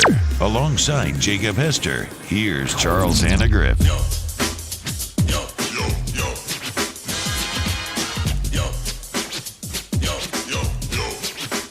Hour number 2, Hanging with Hester and Hanny, 104.5 ESPN Baton Rouge. We are brought to you by Small Sliders, where they are hiring. East Boyd at Nicholson Drive. Join their team, doing great business right now. Want energetic people to help them at Small Sliders. Again, slide on through for great food and freshly made at Small Sliders. Joining us now, former Ohio State and longtime NFL player James Laurinaitis. James, good afternoon. How you doing? We're doing great. Tell me the impact of the now debunked report of the high cases of myocarditis in the Big Ten. Now that this report has been clarified, what is the impact of what has happened this week? Yeah, I think the damage was already done. When that comes out, you see the headline. How many people anymore actually dive in and read the whole context of an article, right? There's a lot of screen grabs in just Twitter in general and online, and I was one of them where I looked at it and I was like, goodness, 30%, that's I haven't seen that anywhere else. I was like, and really my initial reaction when I see any of this with myocarditis is, as college athletes, we're not MRI'd, our hearts aren't looked at when we show up as freshmen. So I'm wondering, is this just athletes, the general population? Is there a before and after actually study? Or any of these things may be the result of different diseases? And just happen to be crossovers with COVID kids, and then you see the clarification, right? But the damage is already done. If you flipped on CNN, that was the headline. They're not revisiting it. The news cycle is already rolling. They're going to something else. So it's interesting. I saw a rebuttal right away from a Mayo Clinic heart doctor who said there's absolutely no way that 30% of athletes have this. That happened, right after the Penn State guy had posted it. You try to talk to friends of yours who are in the medical profession, and they say the same thing. And then you find it weird. Look, if the NFL, that they're testing all the time, and they actually do a lot of pre-imaging when you go through the combine stuff, they've had absolutely no cases of myocarditis. So it's just wild right now, man. The way the Big Ten's handled it, the lack of transparency, the back and forth nature. You thought there were rumblings of a vote today, and now there's no vote. It's been a mess. I'd like to get your opinion on this because you live in a completely different part of the country as us, but we have a lot of the same similarities when it comes to these stories. Why is the negative part of the story blared out, capitalized, blinking lights, sirens, horns, whatever? Right. But the good news, the things that progress, the things that get us to a yes, the things that we should actually be happy about, somehow they end up buried under the fear mongering. Why is that? Do you have a better theory than we do? Man, I have no clue. Back in 2005, when I graduated high school, I took a journalism class senior year, and if it bleeds, it leads, right? They always talked about, let's put the murder cases out front, the stuff that makes fear. I heard something the other day. I was actually listening to a sermon, believe it or not. He said that some lady had the cops called on her for leaving her kid in the car, running with AC on and going to Walgreens for a few seconds. and someone thought that was terrible parenting. And they said, do you understand the rare chances of that child with a car being broken into actually taken from a suburban town? But we live in a fear world where it's like you see it once on the news and you assume it happens every minute more in the country. So we all live in this state of fear. I think there is an element of it's a total new virus. I think we've gotten very comfortable with medicine of you get some kind of infection, there's a pill you can take and you're healthy. This is not the case. They're practicing something brand new, which scares people. But you're absolutely right. There are plenty of other stories you could read about that would be optimistic about this thing. I think what we're learning is a lot, man. I think we're learning that as a country, a lot of us are unhealthy. There's the CDC little nugget, right? 6% of actual cases, this, that, whatever. There's so much misinformation too. Every single thing we talk about, even now Big Ten football, it looks like becomes political. And you just wonder. I've never seen so many sports writers write slanted articles in hopes that like they don't play. It's amazing. Like you are actually paid to cover the sport that you would think you'd want to play and cover football, but some of the angles that they're taking, you can really tell their personal beliefs of like almost kind of rooting subconsciously for this thing not to be reversed. And it's just like, I don't know why this thing has had to turn so political, but I guess that's everything in society now. I think it's a great point you make, James, and something that I've talked about, and I'd love to get your take on this because you're closer to it than I am, just the players' mentality right now and how they're dealing with this, because there's so many ebbs and flows, and you've talked about them. One day it's, hey, it's doomsday, we're not going to play, and then you feel like you get your hopes up, and you start to hear these dates. Maybe it's the end of November, maybe it's October the 12th, and it's just the back and forth. And then the report comes out yesterday, and I'm sure all the Big Ten players were just down in the dumps. And then come to find out that a lot of truth was left out of that report. And then you probably get a better feeling, and you start to get excited a little bit. And then all of a sudden, you just don't know what to believe. You don't know what emotion to have. And you've gone through so many emotions, and you're thinking, look, I'm having these workouts and these walkthroughs to try to get ready to a possible, maybe a chance that I have a season. I can't imagine mentally where the players are right now. No, you're absolutely right. And you're really. Cade hung up on him. Cade. I know he didn't play for Nichols. My goodness. Oops. It's okay. It's all good.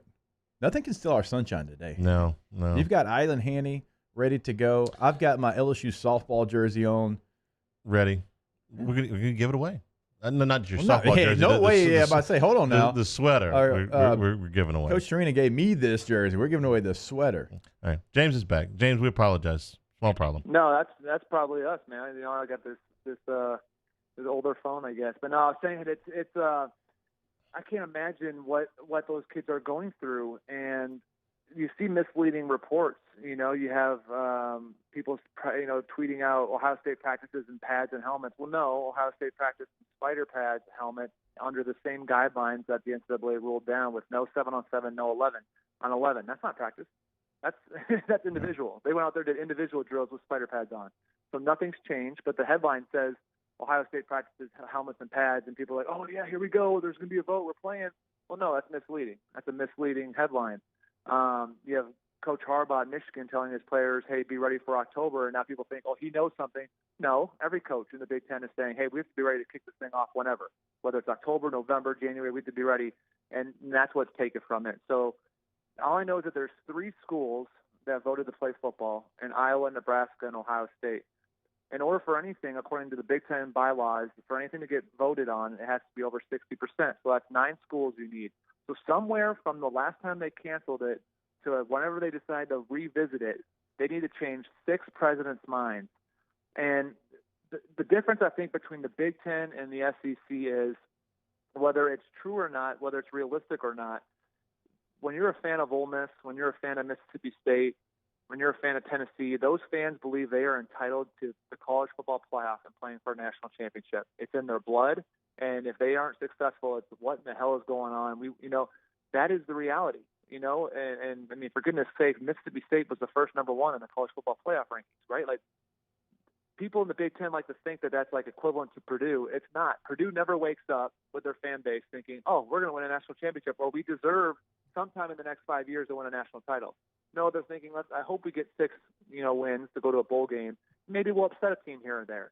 That's the reality. So I think what we've learned is Ohio State and Nebraska are two football cultures to where it means a certain something to them. Nebraska has no legitimate chance of winning a national title, but there is a belief there. They remember what they were, and can we ever get back to that, right? There's still a belief in their fan base. That's why they sell out every weekend. Where I'm not sure Illinois wakes up ever thinking like, yeah, we'll win a national title in the next 20 years, or Minnesota wakes up thinking that way. The coach speak can be one thing. I think what we're learning is that it's really Ohio State being the only team in conference that every single Saturday they kick off, if they lose, it's going to affect their chance of playing in a college football playoff. Everyone else, there's different goals. They hope to get to Indy. Ohio State expects to get to Indy and then into the playoff. James, I'm thinking about one player in particular, and that's Justin Fields. LSU fans were disappointed, of course, when Jamar Chase opted out earlier this week, but just about anybody with any knowledge of the situation certainly understood. Fields could easily come out at this point and say, you know what, guys, I tried. I led, the charge. I voiced my opinion. I led my teammates. I did everything I could, but there's just too much uncertainty, and my entire future is on the line here. I'm headed to Arizona to train. I'll see you guys at the draft. He hasn't done that. What are you guys hearing about Justin Fields? So he's been unbelievable as a leader and trying to kind of head this thing for Ohio State, and has been a face for it. It's amazing how he jumped on Good Morning America and all that stuff before the commissioner of the Big Ten and was just adamant about how they felt safe. And if you think about it, if you're Justin Fields, and I think there is a difference between guys who think they have a legitimate chance of winning a national championship. I don't know if Chase down there did. I'm sure the LSU fan base thinks so. But realistically, you have to wonder, are my stats going to go down? Is my performance going to go down? Am I afraid of this pandemic? There's a lot of things weighing on them, I'm sure, right, that you're going through. Do we really have a chance to win it all? Is it worth it? I think that's why you see Micah Parsons go from Penn State. I'm sure he's looking at the big picture saying, we're not going to beat Ohio State. Like, we're not going to play a national championship, so why would I play Rashad Bateman, Rondale Moore, some of these other teams? The one thing I think that's keeping Buckeyes still in hopes is that if you're Justin Fields, you had dreams of winning the Heisman. I can't think, guys, in the history of Ohio State of another quarterback who had the combination of hype for the Heisman Trophy and being a top 2, top 3 pick in the NFL draft at the QB position here. Troy Smith had the Heisman hype, but no one expected Troy Smith to be a top 10 pick at quarterback. This kid has both. And so he's hoping, he was dreaming of that dream year of, you know what, I'm going to have a Heisman run, I'm going to have an All-American, I'm going to win the Big Ten and go and have a chance at the college football playoff. Right now, his last throw is the interception against Clemson. That's not what he wants his career to be ended on. And so I think that's why he's pushing, he's hoping. But you guys know this, and Jacob, you know this. Like, if they kick off after Thanksgiving, no one else is waiting for them. And that to me, if this isn't kicked off in October, I think you'll see Fields, Shaun Wade, Wyatt Davis, Josh Myers, 4 or 5 pro prospects say, you know what, we tried, we fought, and I don't think anybody should blame them for skipping. I don't blame the kids that skip due to health fears anyway. They have to make that decision. I do fear that this will become a new normal in college football. You saw the bowl games being skipped, right? If you see a bunch of these kids, the Micah Parsons, Rondale Moore, Rashad Bateman, all be first-round picks without playing, their third, air quote, season removed from high school, and the NFL still rewards them, I fear that, those kids who don't have a chance at a national title will start skipping full seasons. Hey, I want to ask you this before we get you off, and you mentioned playing in November, and you basically would just be playing a conference schedule with no one else playing. Not playing for nothing, but you wouldn't have those same championship goals. At the end of the day, all the back and forth, all the ebbs and flows that we've heard, James, what do you think will actually happen in the Big Ten? Your best guess. My best guess is that they will kick off after Thanksgiving. I think the president of Ohio State, even when she talked the other day, she said, I do have hopes that we're going to play our fall sports this fall. And then she followed it up with saying, but keep in mind, the fall goes till early December. So that's a hint, right? So technically, fall sports kicked off in the fall if it kicked off in November, right? I don't know if I'm hopeful October 10th would be realistic. But like I said earlier, it goes back to, I'm not sure they can get 6 more presidents to vote. Yes, things have changed that much to where we're going to go ahead and play. James, we appreciate your time. Have a great Labor Day weekend. Stay safe, and we hope to talk to you real soon. Thanks for having me, guys. Always a pleasure. And trust me, I hope I'm wrong on that. I hope they play October 10th. James, thanks a lot. Appreciate it, James. Yeah, how much more does we brought this up yesterday? You're an Ohio State fan, and you turned on ESPN or CBS last night. Southern Miss, South Alabama playing. Yep. A week ago, Central Arkansas and Austin Peay. And you're Ohio State, you're Michigan, you're Penn State. Next week, you're going to watch the entire ACC play. 2 weeks after that, you're going to watch the entire SEC play. The pressure cooker on Kevin Warren and those presidents just has to ratchet up at that point to the point where they say, you guys screwed up. You could have tried. Yeah. You quit. You ran the white flag up way too soon, and that's not what we want in our leadership. If I'm Ryan Day and I'm sitting there and I know the football team I have, and you never hear football coaches in the preseason say this team was going to be a special championship type team. Yeah. Coach, even if coaches know that, they try to, we're going to take it one game at a time. We're playing directional school, but we really got to focus on. No, he knew. He knew what he had. At every skill position, he had dudes. And he had a quarterback in Justin Fields that was going to be probably 1B in the Heisman race. I mean, this was a team that knew they were 90% likely to get to a playoff. I mean, that's how talented they were, and kind of the Big Ten, maybe Penn State challenged them. Michigan, no, baby cakes, you're out of here. It was going to be only Penn State that challenged them. And you're sitting there watching a game in Hattiesburg, Mississippi between Southern Miss and South Alabama, who, by the way, 10 years ago was a club football team. And they they're figured out a playing. way. Yeah. They figured out a way to get games in and play on a Thursday night, and you're not playing. I can't even fathom what I mentioned the players because that's where I'm always going to go to being a player. But the coaches of those programs that knew. Look at Oregon out west. Cristobal knew they had a damn good team, and they were playing that Ohio State team. I mean. You even got the Pac-12 at this point saying, wait, we got testing now. Clay Helton probably could have done a lot to save his job. This was supposed to be a much better USC team. They have actually gone up a tick in recruiting. Last year, they were getting beat by everybody in recruiting. They were in the 50s, I think. They can't even get on the practice field in the state of California, the state of Oregon right now, and they're talking about, hey, listen, we'd be able to – this is he used the word game changer, okay? I guess it's hyphenated. A game changer.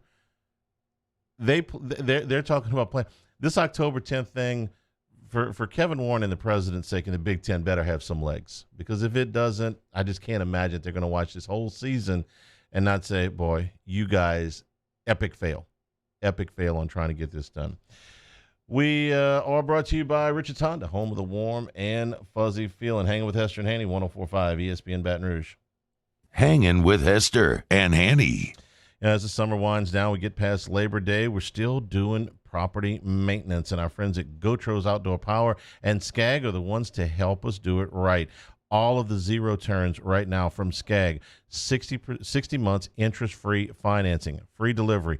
Largest parts inventory service anywhere in the state, so you're always going to get service after the sale. Our friends over at Skag are just doing such a great job. They're going to help our first responders. They're simply the Brave program, 15% off MSRP on all of our medical, all of our military, all of our firemen, all of our police. You got two locations locally, Airline at Industriaplex in Baton Rouge, Airline and 74 in Gonzales. But don't forget that free delivery. So if you're listening to us up in the Shreveport area or you're watching us across the state on CST, that's something that you can take full advantage of. Go to GoTrosOutdoorPower.com to check out all the Skags that we tell you about every single day. That's Gotros. We make it easy. Off the Bench, Hanging with Hester and Hanny, after further review and more, are all live daily on the 104.5 ESPN Baton Rouge YouTube channel. Subscribe now to interact with us inside the live chat driven by Bayou Ford.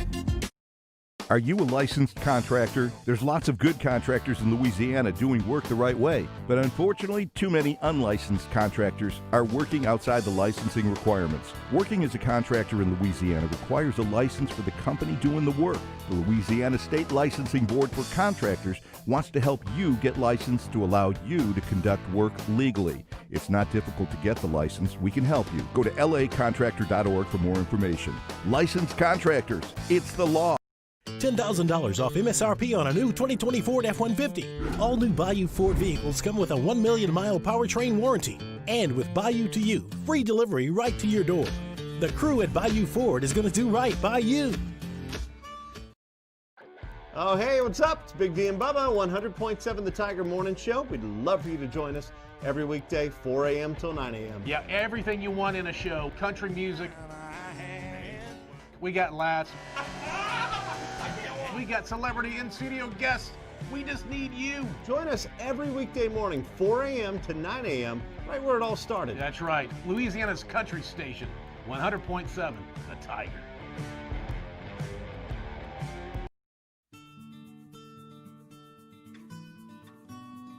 This is a house call. This is a follow-up appointment. This is a diabetes checkup. This isn't just more convenient care, it's more advanced care.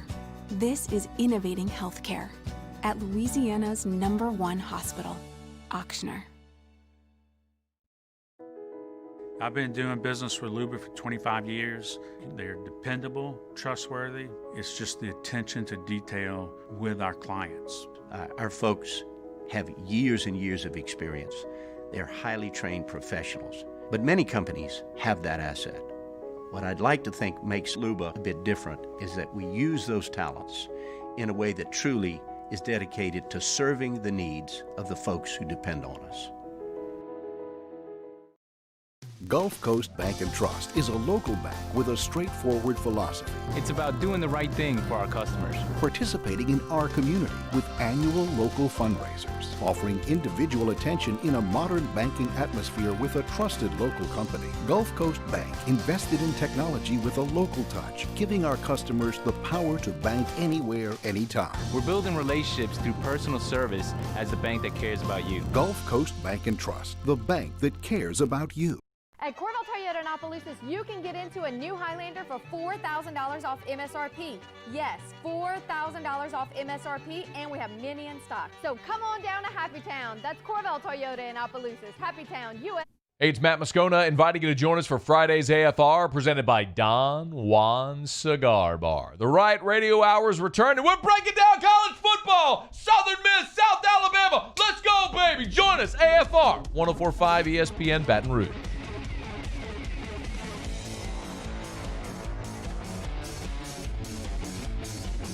Hangin with Hester and Hanny on 104.5 ESPN Baton Rouge and 1130 The Tiger. We are brought to you by Richard's Honda, home of the warm and fuzzy feeling.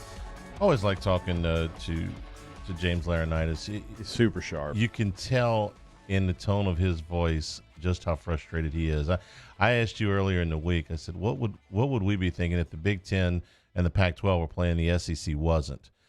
And it was like I asked you if you'd like to have your heart removed. I'd be sick. How frustrated would we be? Sick. And Laurinaitis is just like us when it comes to the passion for wanting the season to play.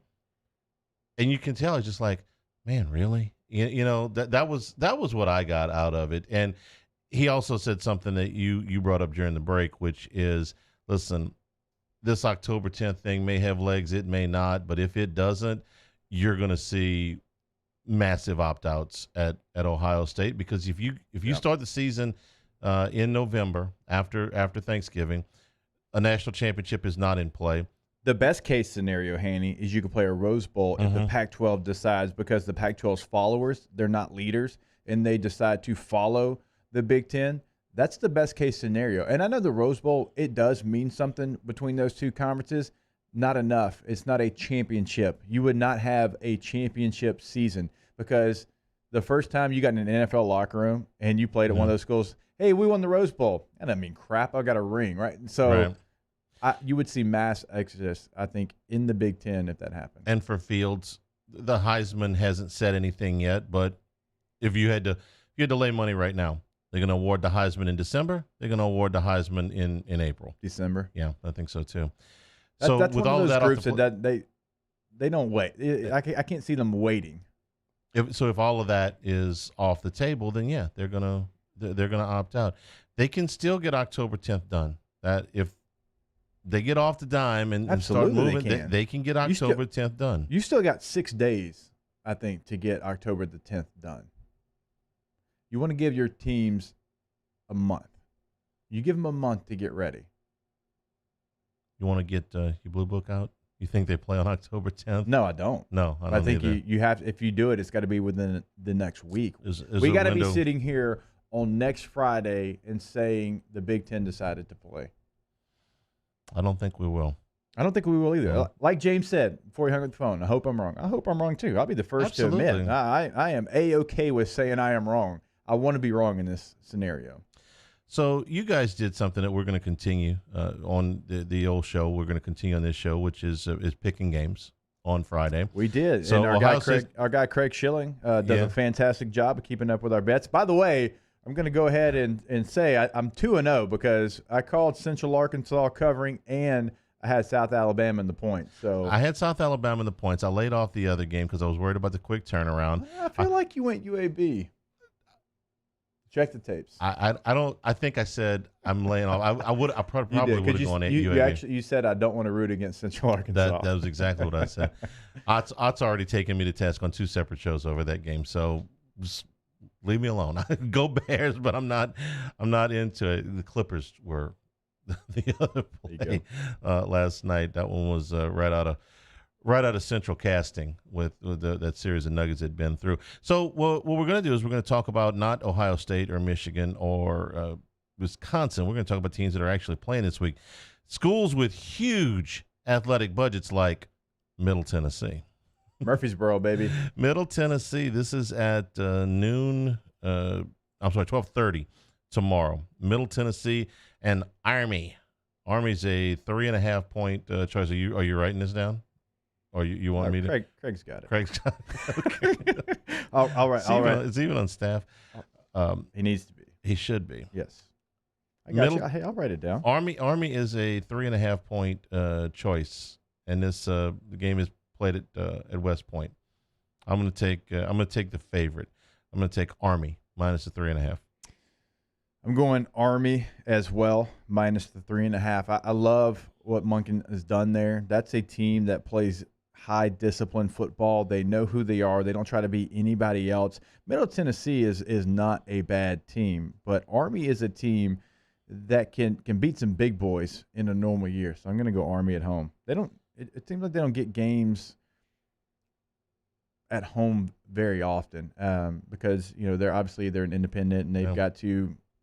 A lot of the time, they got to go and play you because you're not going to go play the independent team. So that plays into it as well. SMU, for some reason, scheduled a game at Texas State. I don't know the details around that one, but SMU is a 22.5 point favorite. I can't name a single player for Texas State, but something tells me from the 2 games that I've watched so far that maybe I shouldn't be laying over 3 touchdowns in a game this early in the season, given the circumstances. I'm going to take Texas State at home for whatever that's worth. I imagine it'll be a very, it's a limited crowd because. All right. So what was the number? 22.5. 22.5. I'm taking Texas State in the points.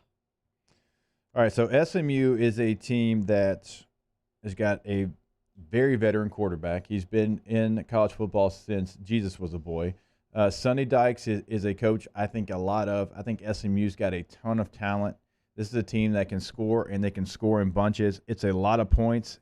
I understand what you're saying because the early games, it has kind of been a little bit sloppy, a little bit clunky there on offense, but I think SMU's too much. Texas State, a bad football team. I'll go ahead, and it's paining me to say I'm taking that many points, but give me SMU. Last night, the longest road losing streak in college football came to an end. It was a bad road team, right? It was. It won outright. Just saying. Arkansas State is at Memphis. The game at the Liberty Bowl. Memphis a 19-point choice.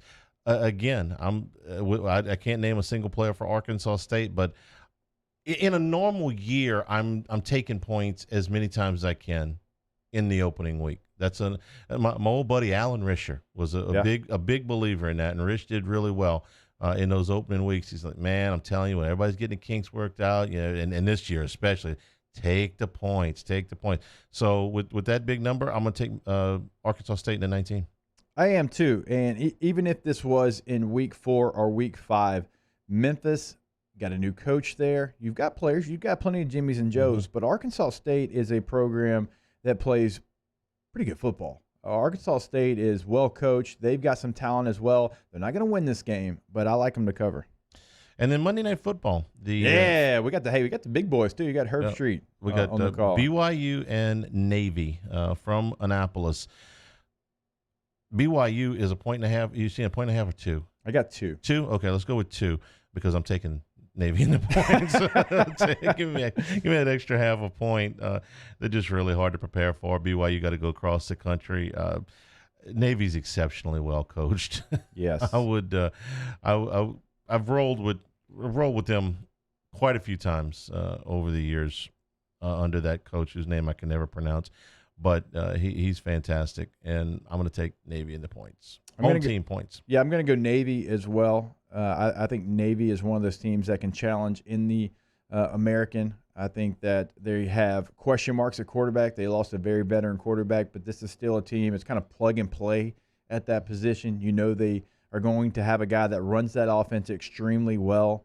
BYU, there's the schedule. We don't really know how prepared they're going to be. They didn't really know what they were going to have. And so you mentioned it. In a normal situation, getting ready for the option, you always want to do it in game number 1, but just everything's kind of been all over the place for them, so I don't know how prepared they're going to be for that offense. So give me Navy. The only game we disagreed on is the SMU-Texas State game.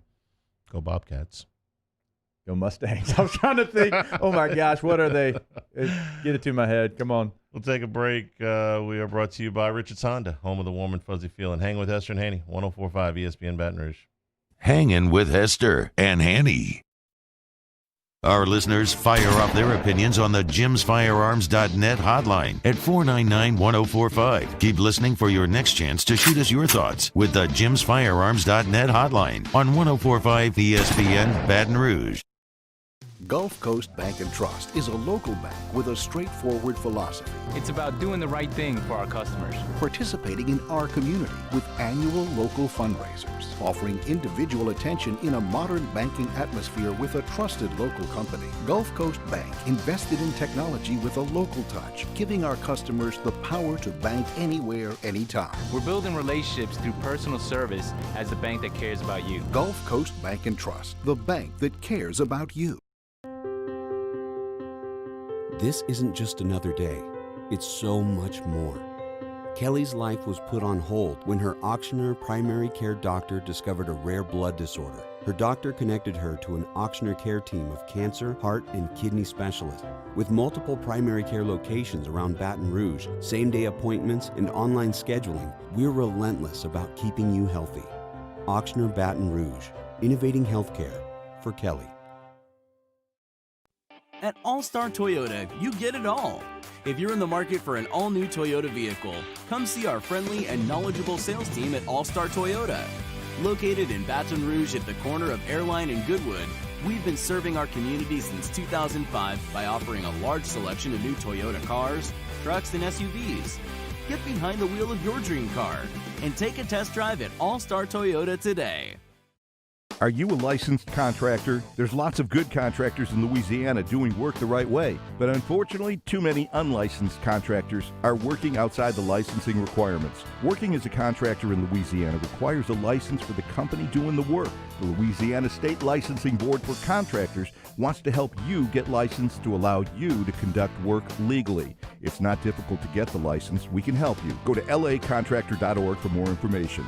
Licensed contractors, it's the law. Gulf Coast Office Products is a nationally recognized Savin office equipment dealer based right here in Louisiana. Over 100 employees strong, Gulf Coast has the boots on the ground to support all vertical markets, from education, engineering, legal, and finance. With the latest in office technology, from desktop to production segment units, Gulf Coast and Savin have the perfect fit for you. Call 225-756-2644. That's 756-2644 for Gulf Coast Office Products. Here at the Big Squeezy, we continue to serve the Baton Rouge and Southeast Louisiana areas during these troubling times. We are dedicated to providing you healthy food items to help you live your best life. From our cold-pressed juices to our delicious smoothies, let the Big Squeezy keep you going. Stay active, stay happy, and let us help you stay healthy. Visit us at our locations and also inside of Alexander's and Mathern's grocery stores or online at thebigsqueezy.com. ServiceMaster Elite create clean, disinfected work environments. As a local business, we take pride in serving the New Orleans and Baton Rouge areas. Our cleaning protocols follow CDC and OSHA standards for healthcare settings, offices, senior living, restaurants, and industrial plants. Contact ServiceMaster Elite to get your operation ready for reopening with germ disinfection cleaning. ServiceMaster Elite, the trusted choice in professional cleaning since 1996. To all of our heroes working on the front lines of this COVID-19 pandemic, your bravery and selflessness represent the very best of us, and we want to say thank you. I'm asking everyone around the state to join me in celebrating the heroism of our healthcare professionals on the 19th of every month at 1900 hours, that's 7 p.m. Write a note of appreciation, make plans to donate to charitable organizations, or say a prayer. To learn more, visit 19thanks.org. Thank you, and God bless. It's a Tuesday edition of Game Time with Jimmy Ott and Ben Mintz. The guys recap all the action from over the weekend, including the Kentucky Derby. We're live at Mike Anderson Seafood from 6 to 8 p.m. on 104.5 ESPN Baton Rouge.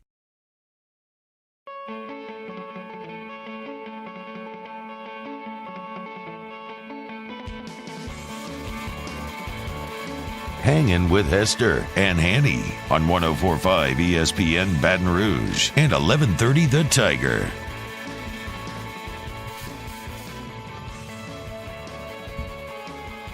Glad you're with us on this Friday before Labor Day. Does it feel like Labor Day to you? Feel like Labor Day weekend? Feel like the no Friday before Labor Day weekend? No, because typically I would be talking about matchups for the LSU Tigers, depth charts, the final depth chart, who's going to be starting tomorrow, all those type of things. This town would be hopping right now if we were the day before LSU football. The RVs would be pulling on the campus. All of the tents would be there. Say it like that, Hanny. No, I know. But hang on. I'm going somewhere with this. I hope so. We had nothing but positive COVID news today. All right, so this was somebody asked, I think it was Chris in the Bayou Ford chat said what happened to COVID Free Friday. When the COVID news is good, when studies are being refuted, and when the Pac-12 of all people is talking about moving forward, and we have games that produce 100% negative test results. Then the COVID news is good, then we'll allow it. But the idea that we're going to have some football this weekend, and we're going to have football every weekend for a really, really long time is an exciting thing. So maybe it allows you one more time. We've learned to step back and not have the things that we normally have. One more time, so maybe the last chance until you retire, till you get that nice beachfront house. Yeah. To take a Labor Day weekend with your family, do some stuff, watch a little football, but not be, glued down to a whole day's worth, and just know, hey, 3 weeks from now, it's on. So yeah, that's something I am looking forward to. I can actually have a date that we can look forward to, and you're right. I haven't had. I'm trying to think the last time I had Labor Day off. I've never had Labor Day off. Not since I've been working in this market. Probably. If I put a year on it, 1998, right before I started playing high school football. Yeah. So 1998, probably the last time I had the day off. In the NFL, when the last preseason game was on Thursday, and the next week Monday was never an off day. No, oh God, no. Tuesday's the off day when you play on Sunday, right? Tuesday would normally be your off day when you play on Sunday, but because If the you didn't Thursday play. preseason game, so you make the team on Friday. That day you typically get off. Saturday would come in for a light practice. Sunday off again. Monday work day. Tuesday off. Tomorrow, all NFL teams have got to get down to the 53. There's some things we're going to talk about with Cat Terrell as far as the Saints roster. One of the guys we know that is going to be on the team is Jameis Winston, and by all accounts, he's had a pretty good camp and has come in certainly in good shape. He talked about getting acclimated in New Orleans. I think it just was visually. One thing that was great is I had Tony. Tony is our running back number 37. He actually lived in Tampa, so we were able to kind of go through things together and kind of go through the learning stages with each other. And it's always good to have you a nice running back so you can know where your check down is when it's time to go out there and play with them. Oh yeah, absolutely. They haven't shortchanged me one bit, and Taysom's included in that mix. Like I said, this coaching staff offensively, these quarterbacks, our quarterback room is probably one of the best quarterback rooms in the league. So I'm definitely blessed to be a part of that group. He came to New Orleans in large part because of Sean Payton, because of Drew Brees, because of what they can do to re-kickstart his career, whether it's in New Orleans or somewhere else. Two other things really happened with Jameis Winston in this offseason, and he talked about both of them. One of them was the LASIK surgery. The other one was his diet. When it comes to just training, obviously it's always like the good book says, you reap what you sow, and definitely by changing up my diet and going all out this off season, you definitely see the improvements, and the LASIK has definitely helped me out, just seeing a clearer picture. But one of the best things I get, man, it's a privilege again to be in that quarterback room and see firsthand from one of the best that's ever done it, and that experience alone is an experience you really can't put your finger on. But I can just say that I'm blessed and privileged to have that opportunity. Sounds like a different guy. I don't know if I'm reading too much into this, but if you're watching along with us online or on CST, Paul just had a picture of Winston up. And if you look at this picture, this is a picture of him throwing. You can see that the body looks different. I mean, the body looks significantly different to me. You tell me, Jake. I mean, he's got to be down 25 pounds easy, I would think. Yeah, it looks like a completely different guy. And there's so many intriguing things to Jameis Winston. I mean, he led the league in passing yards a year ago, but he was also dead last in interceptions, right? And so it's what can Sean Payton, what can learning from Drew Brees, what can being around this stable franchise do for him? He's the number one overall pick. The talent has always been there. And yeah, he's changed the diet. Yes, he had LASIK surgery. I had LASIK surgery after my rookie year. It's life-changing. It truly is. It's something that... What did it do for you as a running back?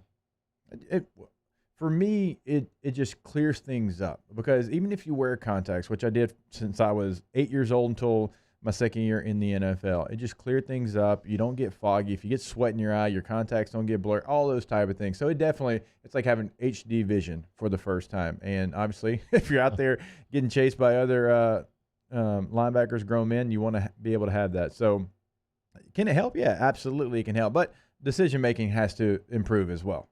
Just because you get LASIK doesn't mean you're going to stop throwing into coverage. So what can he learn? How much can he grow? Because this can be the Saints quarterback of the future. I don't think there's any question about that. If Sean Payton can just improve on those things that he did a year ago, if he can just if he cuts down to 15 interceptions and gives you 5,000 yards, that's a hell of a football season.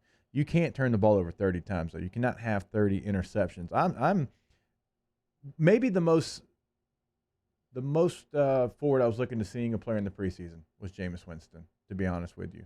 I wanted to see what he could do in the preseason, even if I bet you he would have gotten in there with not the full 11 as far as ones, but they would probably left about 5 ones out there with him just to give him the best opportunity to go out there and gain that confidence. One more from Jameis Winston on how he's playing right now. just in terms of my performance, like my goal is to get better every single day. I believe I've done that from the first day I stepped foot in here into this facility to today. So that's my main goal. I can evaluate performance later on, but right now my focus is getting better every single day. You ever hear business owners, entrepreneurs, they talk about, well, how'd you get your start? So, well, I learned the business on somebody else's nickel. Yeah. You know, I went out, I learned all the ropes, I learned from a guy, and then I started my own deal, so I didn't have to make all the mistakes. I learned all the ropes. Quarterbacks are a lot like that. The first few years, sometimes you have to deal with a lot of failure. And for Jameis Winston, that was painful at times with all the times he turned the ball over. For the Saints, it almost feels like he learned on the Bucs nickel. And that way, the Bucs had to absorb all of those interceptions. The Bucs had to absorb all of the mistakes. But now he feels like if you learn from all that, if you take it and you move forward, the Saints may be getting a ready-made quarterback that they didn't have to go through the growing pains with themselves. There's a word for this in the business. It's called fantastic, if it works. Well, we got a long way to go. I don't want to pump the brakes a little bit. But something else you could look at as a positive, you might consign him for 3 years, 18 million, something around, whatever that number is, because there wasn't a lot of suitors. There's not a lot of suitors for him. There's a reason he's on the deal that he might have gotten a little bit better of an opportunity, but you can, if you see it in the practice, you're going to have the leverage to be able to sign him to a 3-year deal, if that's the number that you want, for a much cheaper number than I think a lot of quarterbacks that are in the same spot that he'll be in. Depends on how much he gets to play. For instance, Teddy Bridgewater parlayed 5 games into a $60 million contract. If Jameis Winston got 5 games, then who knows? But Breeze has been incredibly durable throughout his career. The injury that he sustained last year was kind of flukish. You know, he jammed his. It's not like it was a chronic knee thing or shoulder thing that was popping up. He jammed his hand on a helmet. So it really depends on how much Winston gets to see the field. Take a break. Hanging with Hester and Hanny, 104.5 ESPN Baton Rouge. Hangin' with Hester and Hanny. Have you lost your job during the pandemic? Do you know somebody who has? Are you looking for not just a job, but a career? Associated Grocers is adding new opportunities every day throughout their organization, a family organization. You can go to agbr.com to take a look, whether it's administrative, whether it's warehouse, whether it's one of their truck drivers. You're going to get great benefits, you're going to get great compensation, and you're going to get to be a part of a team that has you in a career, not just a job. Hanny mentioned all the different opportunities they have over at Associated Grocers. I always kind of update you because they're always updating the site, agbr.com. You go click on careers there. They added another one since yesterday, right? That's 3 this week alone they have added to the list of available opportunities over at Associated Grocers. So go visit that website, agbr.com. It's incredibly easy. It tells you exactly what they're looking for. You can also find out about the benefit package on that website. One last time, agbr.com. We opened up the playbook and expanded our coverage. Listen daily in high definition on 98.1 HD2. We are 104.5 ESPN Baton Rouge. At All-Star Toyota, you get it all. If you're in the market for an all-new Toyota vehicle, come see our friendly and knowledgeable sales team at All-Star Toyota. Located in Baton Rouge at the corner of Airline and Goodwood, we've been serving our community since 2005 by offering a large selection of new Toyota cars, trucks, and SUVs. Get behind the wheel of your dream car and take a test drive at All-Star Toyota today. Gulf Coast Bank and Trust is a local bank with a straightforward philosophy. It's about doing the right thing for our customers. Participating in our community with annual local fundraisers. Offering individual attention in a modern banking atmosphere with a trusted local company. Gulf Coast Bank invested in technology with a local touch, giving our customers the power to bank anywhere, anytime. We're building relationships through personal service as the bank that cares about you. Gulf Coast Bank and Trust, the bank that cares about you. This is a house call. This is a follow-up appointment. This is a diabetes checkup. This isn't just more convenient care, it's more advanced care. This is innovating healthcare at Louisiana's #1 hospital, Auctioner. I've been doing business with Luba for 25 years. They're dependable, trustworthy. It's just the attention to detail with our clients. Our folks have years and years of experience. They're highly trained professionals. But many companies have that asset. What I'd like to think makes Luba a bit different is that we use those talents in a way that truly is dedicated to serving the needs of the folks who depend on us.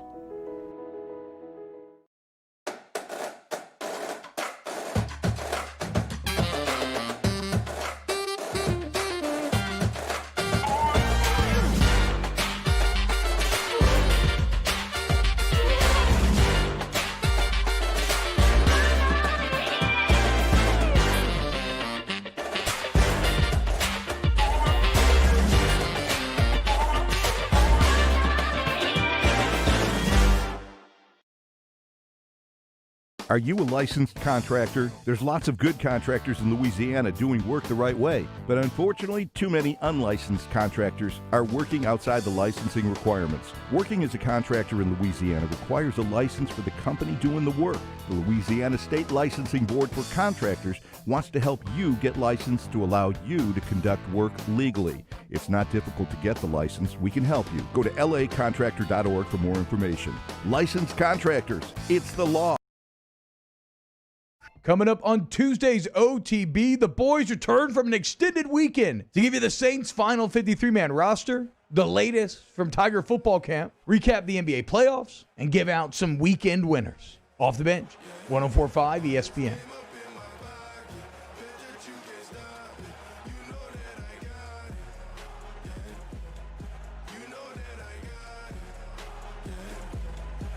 Hangin with Hester and Hanny on 104.5 ESPN Baton Rouge and 1130 The Tiger. Cat Terrell at the top of the hour.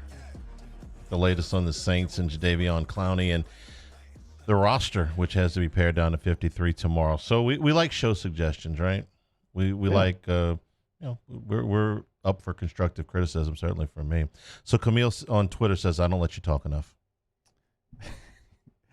Well, I guess here's your name's right here at the top. Is Hanging with Hester and Hanny. So I'm supposed to let you see. I just interrupted you again. I didn't even think about that, but you did. Go ahead. Yeah. Well, we don't get paid per word. Sometimes it's just a show flow of it, depending on what we're talking about. It's going to be my New Year's resolution. Except it's going to be for Labor Day. I'm going to let you talk more. You want to talk more? Yeah. What do you want to talk about? It's a talk show. I'm supposed to be letting you talk more. I did. We just got a couple of minutes. We ran long in the last segment. The NBA last night. If you saw the end of Celtics Raptors, one of the most improbable plays you've ever seen in your life. The Celtics ran the most beautiful play that you've ever seen in your life to get loose for a dunk with half a second to go. Yep. They're going up 3-0. You go up 3-0, you're going to win the series. I mean, the champs are done at that point. Call a timeout, advance the ball. Brad Stevens does something that I thought was, when I saw it happen, I'm like, oh, that's genius. That's great. He put Taco Fall in the game. You remember Taco Fall from Central Florida? He's 7'5". Yep. With half a second to go, you put the 7'5" Taco Fall on the inbounder, who was Kyle Lowry, who's, a normal sized person. not He's not 7 a foot giant. Right. And so you think, if Taco Fall just gets a fingernail on the basketball, the clock is going to run out before the ball hits the ground. Half a second. This is barely catch and shoot time. Kyle Lowry somehow managed to inbound the ball over, around, through Taco Fall, all 7'5" of Taco Fall, all the way across the court for the open shot, and OG hit the open shot and the win. One of the most improbable things I've ever seen in my life. It's one of those things where if you said, guys, go out there Everybody's got to stand exactly where they were standing, but we're going to try to make the shot. You might not be able to do this, but maybe 1 or 2 out of 10 times if you were trying to do it. Now, if you're trying to defend it, the odds that the Raptors were going to convert that opportunity, what do you think the in-game odds were at that point? 99 and change, right? If you had just straight money line on this one, are you sick? You cashed the ticket. You cashed the ticket. And Boston was in a position to get to a 3-game lead on the defending champs. We talked about that 2 days ago. This was a game that if they win it, the series is over. The series is over. Now you've given momentum to the defending champs, who are one of the best coached teams in all of the NBA, and now it's a series again. So it's not only a loss, it's a crushing loss because of everything that would have gone your way if you did, in fact, win this game. And Kemba Walker, it looked like he was back at UConn in March Madness. I mean, he was on another level.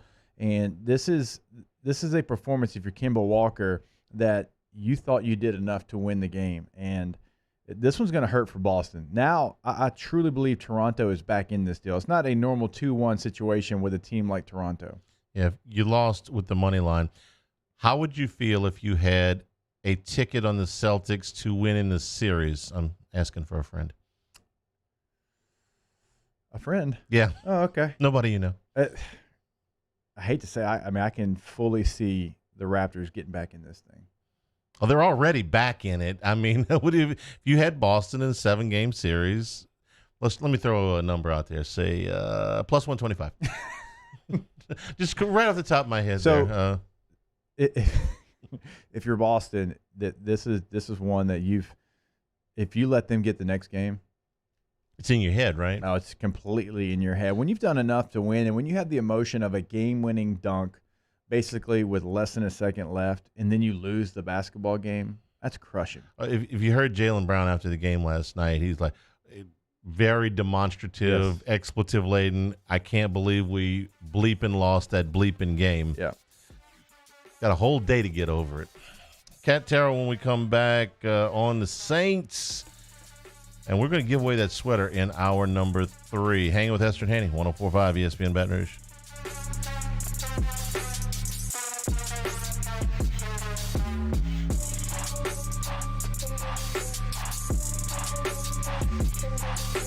Hangin' with Hester and Hanny.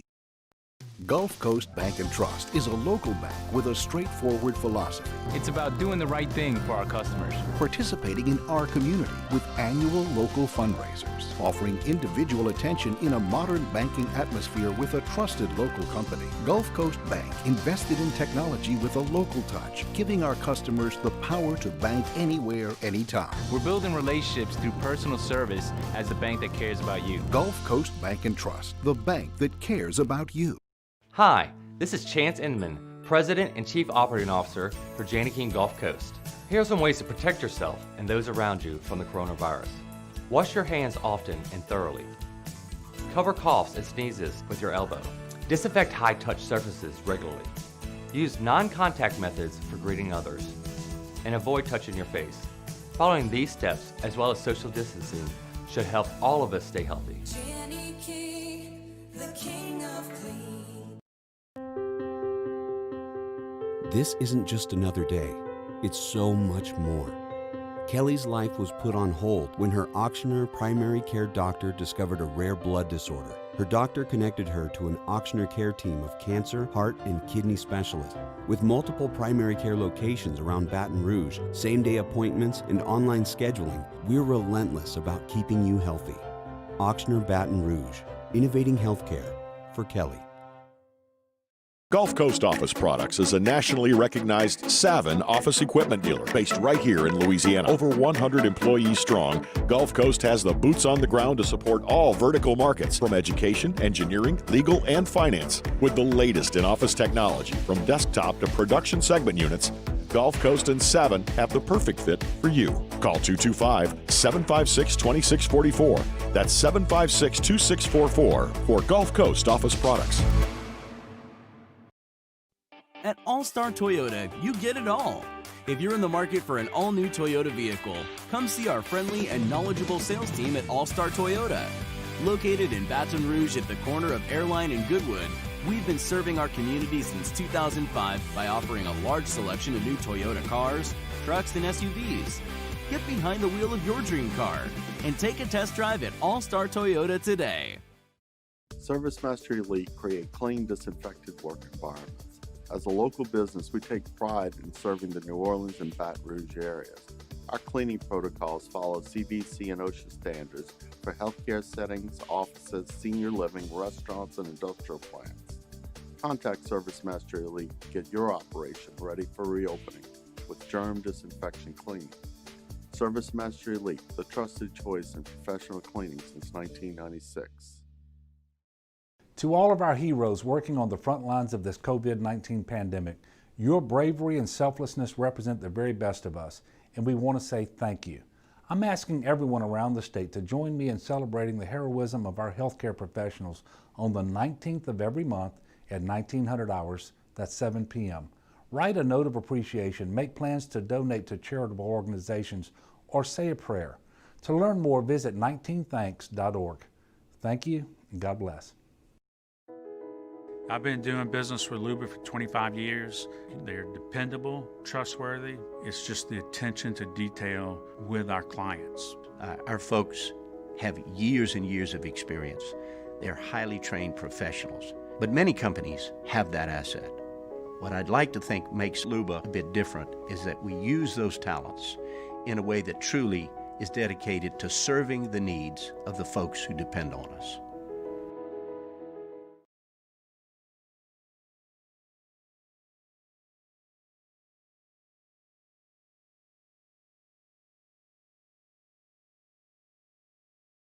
Hand Injury Lawyers. This is SportsCenter.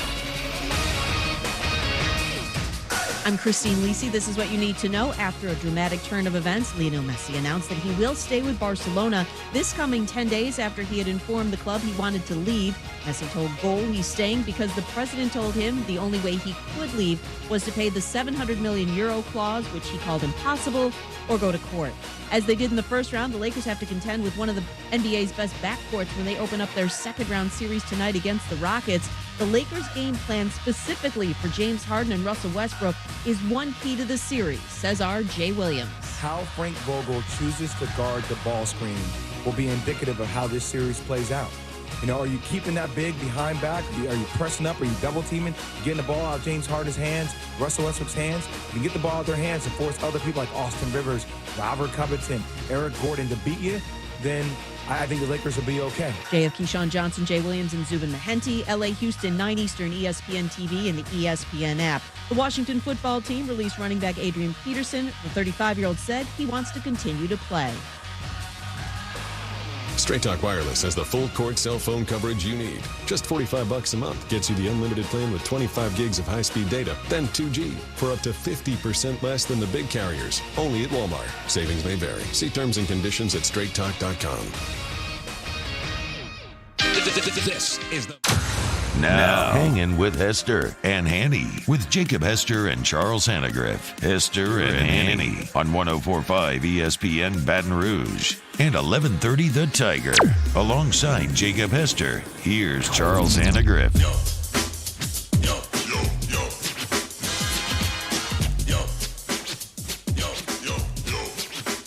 Hour number 3, Hanging with Hester and Hanny. 104.5 ESPN Baton Rouge, 1130 The Tiger in Shreveport.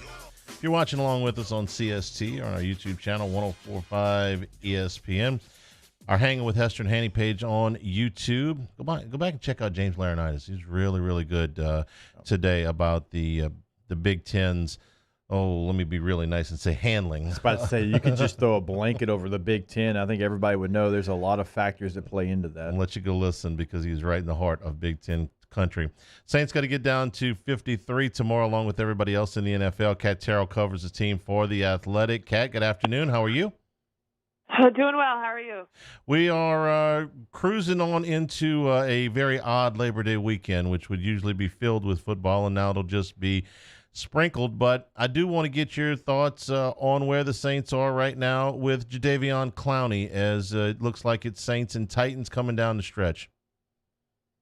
Well, last I heard, they were flying someone out to talk to him based on Diana Routini's report. However, I went to practice, and all the coaches were there. So not sure if they ended up doing that this morning or maybe they just called him. But, the Saints have definitely been interested all summer, and if they could get him for the right price, they would clearly love to have him.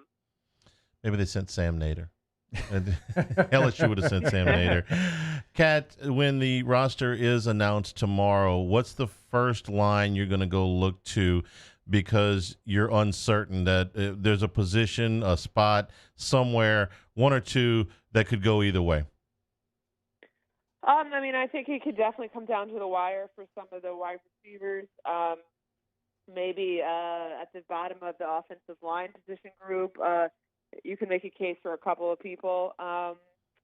The linebackers, there's definitely some young guys that have stood out, and I could maybe see them trying to keep most of them. But really, it's really just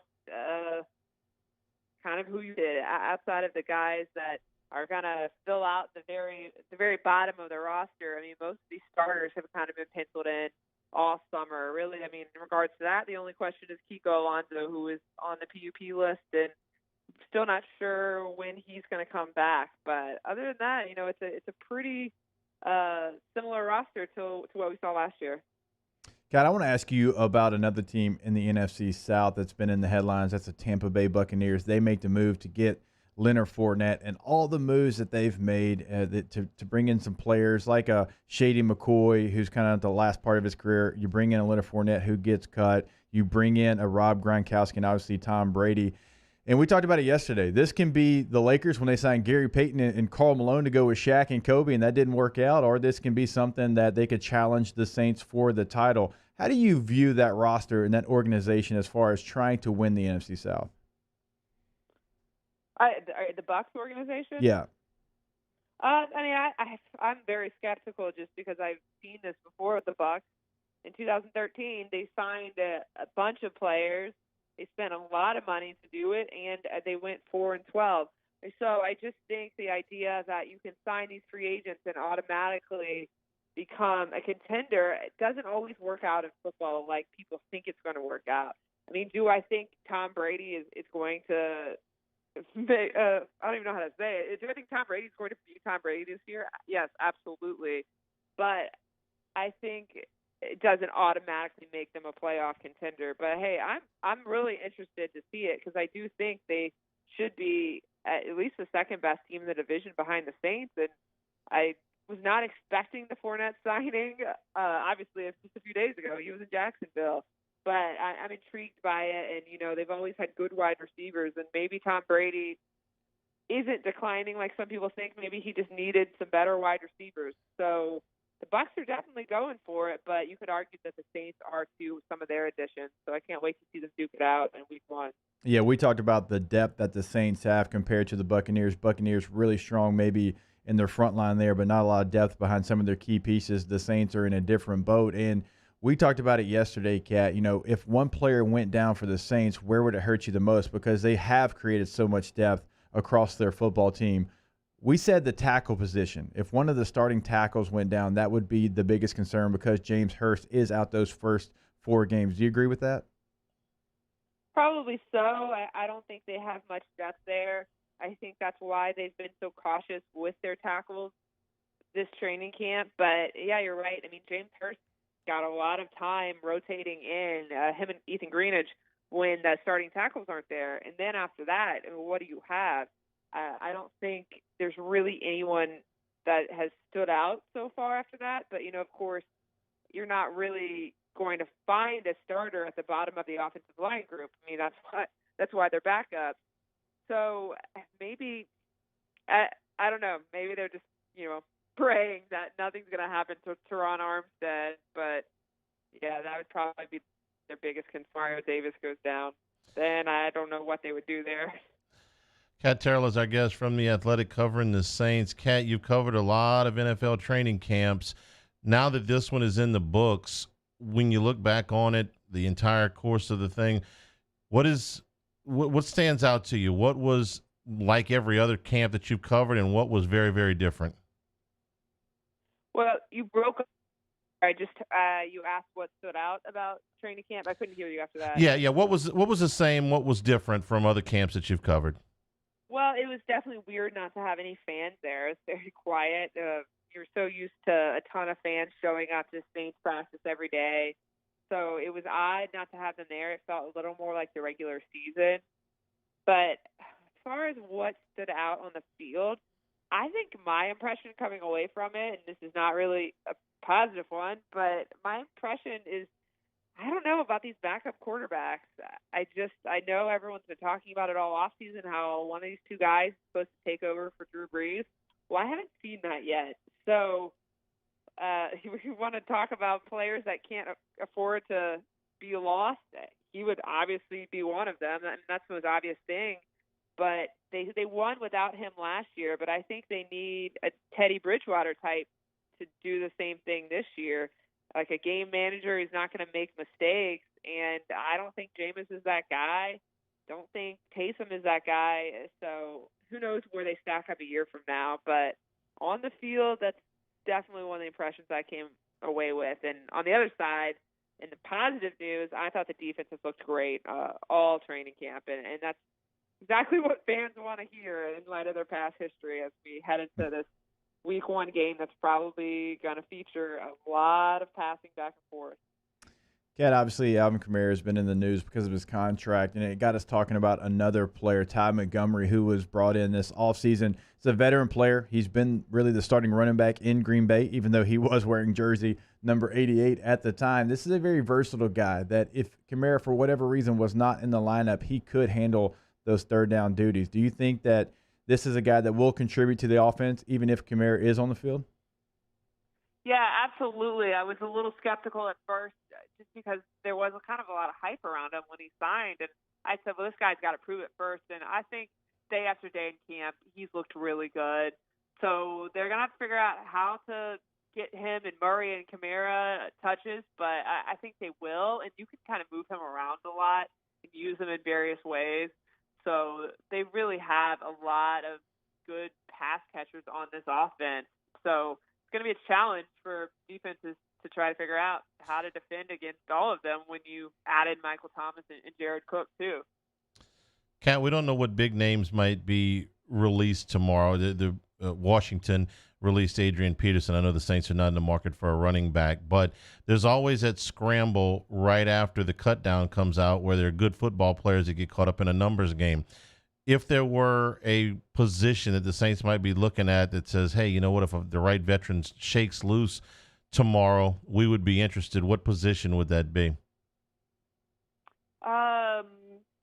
Maybe tackle, like we talked about. But, I mean, if you're talking that, you're kind of talking just a backup guy because good tackles don't come cheap.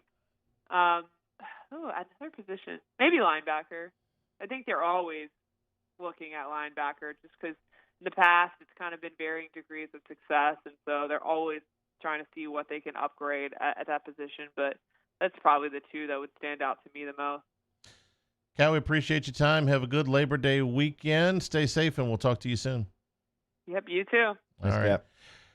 So when we come back, we're going to do first class, second class, and no class. And we have a incentive for you to participate in the Bayou Ford chat. We're going to take our favorite one from first, second, or no class. Put it in the chat. You're going to win Hester's sweater. Yeah. Well, it's not mine. It's new. It's new, right? It's not used, but it's got the tag on it technically does have my last name on the back. It's a jersey sweater, so it's got Hester 18 on the back. It's got the little LSU 18 on the front, Eye of the Tiger on both sleeves. Show up to your Christmas party, whatever it might be, in style. Don't have to wear an ugly sweater, and you can just wear it all the time. And you have to be subscribed to our YouTube page to be. Yes, you have to be a subscriber on the YouTube channel there, and then you got the best first class, second class, no class. So we still got a lot coming up. And by the way, I did get a message. We have one of our young listeners. We've got Bradley Goodson turning 13 today, and this is his birthday, and he's listening to the show. Want to get a shout out? Of course, you can get a shout out. Happy 13th birthday! See, this is what I get for letting you talk more. We get to embrace our younger listeners. Yeah, that's right. We're getting just different demographic there. Yeah, absolutely. Right. All right, first class, second class, no class. When we return, hanging with Hester and Hanny, 104.5 ESPN Baton Rouge. Hanging with Hester and Hanny.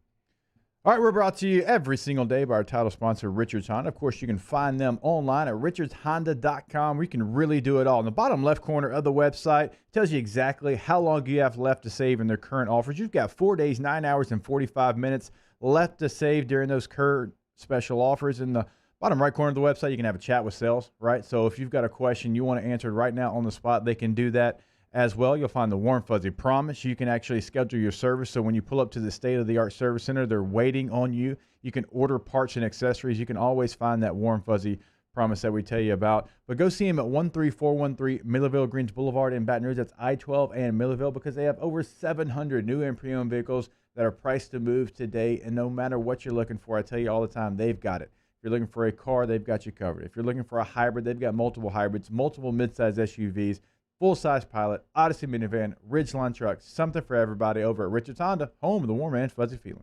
Saints coverage, Chiefs, Cowboys, Thursday night, Sunday night, and Monday Night Football. From the opening kickoff to the playoffs and the Super Bowl, the NFL lives on 104.5 ESPN Baton Rouge. Gulf Coast Bank and Trust is a local bank with a straightforward philosophy. It's about doing the right thing for our customers. Participating in our community with annual local fundraisers. Offering individual attention in a modern banking atmosphere with a trusted local company. Gulf Coast Bank invested in technology with a local touch, giving our customers the power to bank anywhere, anytime. We're building relationships through personal service as the bank that cares about you. Gulf Coast Bank and Trust, the bank that cares about you. This is a house call. This is a follow-up appointment. This is a diabetes checkup. This isn't just more convenient care, it's more advanced care. This is innovating healthcare at Louisiana's #1 hospital, Ochsner. I'm Jadeveon. I grew up learning how to cook at LSU tailgate parties and right in my own backyard. And I created JD's Louisiana products to bring that Louisiana flavor to you at home for your backyard cookout. JD's Louisiana barbecue sauce, Louisiana molasses mustard, spicy and sweet barbecue rub, and more are available at your local supermarkets or by logging on to jadecody.com/shop. Put in promo code CST for 25% off at checkout. Are you a licensed contractor? There's lots of good contractors in Louisiana doing work the right way, but unfortunately, too many unlicensed contractors are working outside the licensing requirements. Working as a contractor in Louisiana requires a license for the company doing the work. The Louisiana State Licensing Board for Contractors wants to help you get licensed to allow you to conduct work legally. It's not difficult to get the license. We can help you. Go to lacontractor.org for more information. Licensed contractors, it's the law. Gulf Coast Office Products is a nationally recognized Savin office equipment dealer based right here in Louisiana. Over 100 employees strong, Gulf Coast has the boots on the ground to support all vertical markets from education, engineering, legal, and finance. With the latest in office technology from desktop to production segment units, Gulf Coast and Savin have the perfect fit for you. Call 225-756-2644. That's 756-2644 for Gulf Coast Office Products. At All-Star Toyota, you get it all. If you're in the market for an all-new Toyota vehicle, come see our friendly and knowledgeable sales team at All-Star Toyota. Located in Baton Rouge at the corner of Airline and Goodwood, we've been serving our community since 2005 by offering a large selection of new Toyota cars, trucks, and SUVs. Get behind the wheel of your dream car and take a test drive at All-Star Toyota today. Hey, it's Matt Moscona inviting you to join us for Friday's AFR, presented by Don Juan Cigar Bar. The Riot Radio Hours return, and we're breaking down college football. Southern Miss, South Alabama. Let's go, baby. Join us, AFR, 104.5 ESPN Baton Rouge.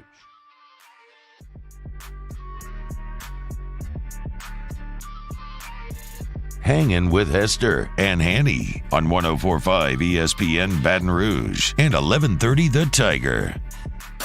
First Class. I want a seat in first class where I was booked and ticketed over a month ago. Second Class. That no man should be subjected to the indignity of being labeled or treated like a second-class citizen. And No Class. My life had become like school on Sunday. No class. I'll tell you what then. Why don't you call me sometime when you have no class? First Class, Second Class, No Class, brought to you by Relief Telemed. For businesses that have frequent interactions with the public, like restaurants and retail stores, service-based businesses that cannot afford to shut down or send home employees.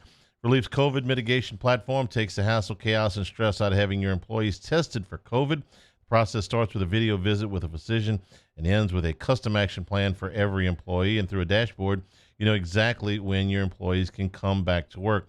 They offer on-site and off-site testing options. Check them out online at relieftelemed.com. If you're wondering who's it good enough for, it's good enough for your business. I can tell you because it was good enough for my business up in Shreveport. It was good enough as well for LSU. That's right. When LSU was looking for the best testing option, they went with Relief Telemed again. You can find more information at relieftelemed.com. They are going to make sure that your business is back up and running as soon as it can be. They're going to have it faster up than anybody else, Hanny. So your submissions in the Bayou Ford chat on YouTube, and our favorite one, we're going to read a lot of them in the next segment. Our favorite one is going to get Hester's sweater. So First Class for me, Eddie Bonine and the LHSAA today. This was a big pick me up for me today. I know it was a bigger pick me up for those playing and coaching and for parents and all that stuff, but this was like a jolt in the arm for me today. To start my day, to find out that the LHSA is playing, and it won't matter what phase. We don't have to wait on eggshells for that next week. That they feel like they've got medical backing, they've got legal backing, they've done their protocols. They're going to announce all of their specific plans. They're ready to go. There'll be fans at the stands. It gets us closer back to normal, and that's all the way First Class for me. Good job, guys.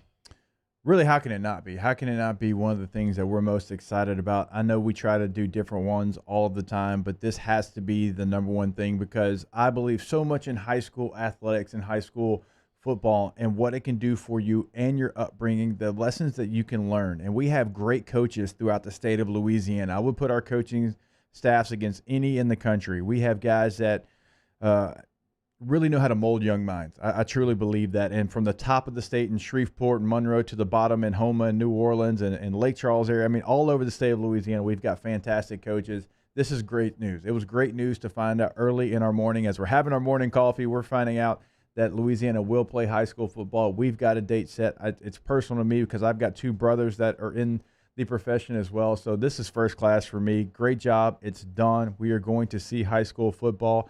And it's going to be delayed a little bit, but not too delayed where it's not going to run into those other sports like we talked about, where then your soccer programs, some of your other sports that depend on football players will actually still be able to kick off on time. Second Class for me is the possibility the Saints will sign Jadeveon Clowney. What we're hearing is one year, $10 million. If they can get that done sometime over the weekend, we talk about winning games in the trenches. Think about what the Saints would have. Cameron Jordan, first-round pick. Sheldon Rankins, first-round pick. Malcolm Brown, first-round pick. Marcus Davenport, first-round pick. Jadeveon Clowney was the first pick. You add him to that equation, and then you go over on the other side of the equation. Andrews Pete, first-round pick. Ryan Ramczyk, first-round pick. Cesar Ruiz, first-round pick. Eric McCoy was a second-round pick who was the Saints' first pick that particular year. And Taron Armstead was a third-round pick, but has certainly played like a first-round pick. This is how you win football games. I don't know that it will work out exactly the way the Saints want it to, but it's a chance worth taking. And if you had asked me at Monday of this week, you'll have a chance to sign Leonard Fournette. You'll have a chance to sign Jadeveon Clowney. Which one do you want? I want Clowney. Jadeveon Clowney. Thank you very much, Kate. Excellent drop in there. So it's good with a chance to be great. Okay, what would his role be for you within the organization? What would he be for you? Because you've got a lot of options that play the same position that he does. Yeah, primarily I'd want him to rush the passer. I want a fresh Jadeveon Clowney coming in on passing downs. I'm not to say that he wouldn't start games or anything like that, but the other thing is he gives you he gives you some depth. You know, they've had injuries up there before. But if you're asking me primary role, I want a fresh Jadeveon Clowney in the game rushing the passer. Who's he in for on third down? Well, I'm going probably Malcolm Brown. I'm going with a 3-man line. I'm going to move him in as an interior pass rusher.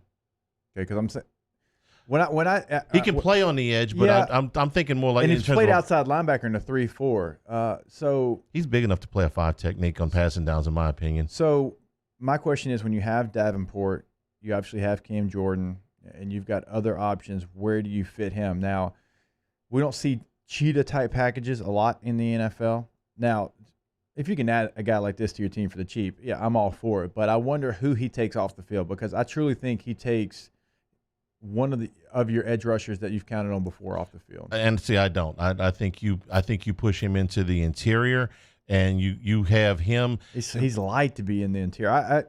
What did Clowney play at last year? Off the top of my head, I would have said he probably played it somewhere around 270, something like that. That doesn't bother me as much on passing downs.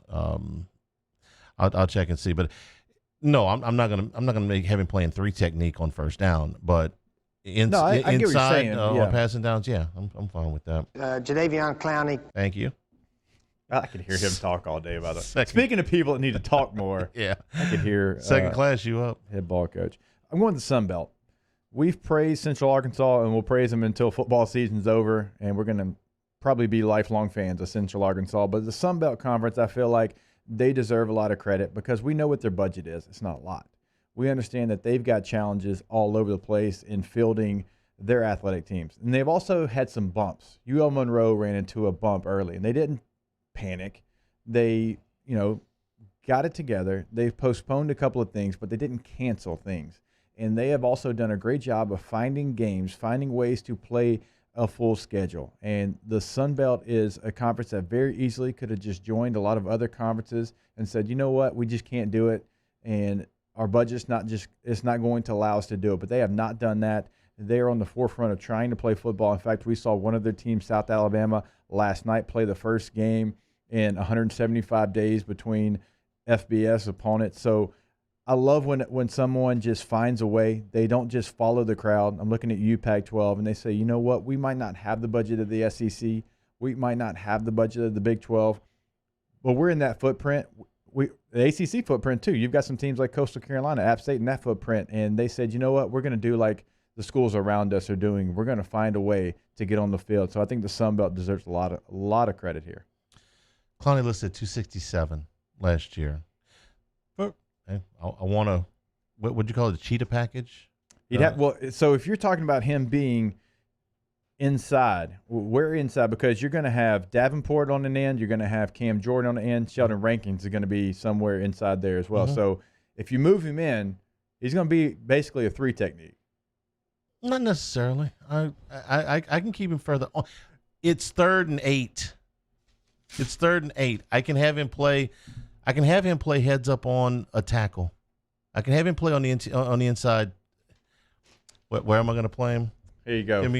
Give me your purple pen. Yeah, you figured I'll go ahead and I'll give you my no class while he's drawing on my X's and O's here because I'm going to have a rebuttal here. I'll go to the Jacksonville Jaguars. They're my no class. And not because they released Leonard Fournette, but that plays into it. This isn't just a personal issue. This is being in the locker room that your team has said, you know what, we give up. And the season has yet to kick off, and you've already given up. You release Leonard Fournette. You trade Ronnie Harrison to the Cleveland Browns.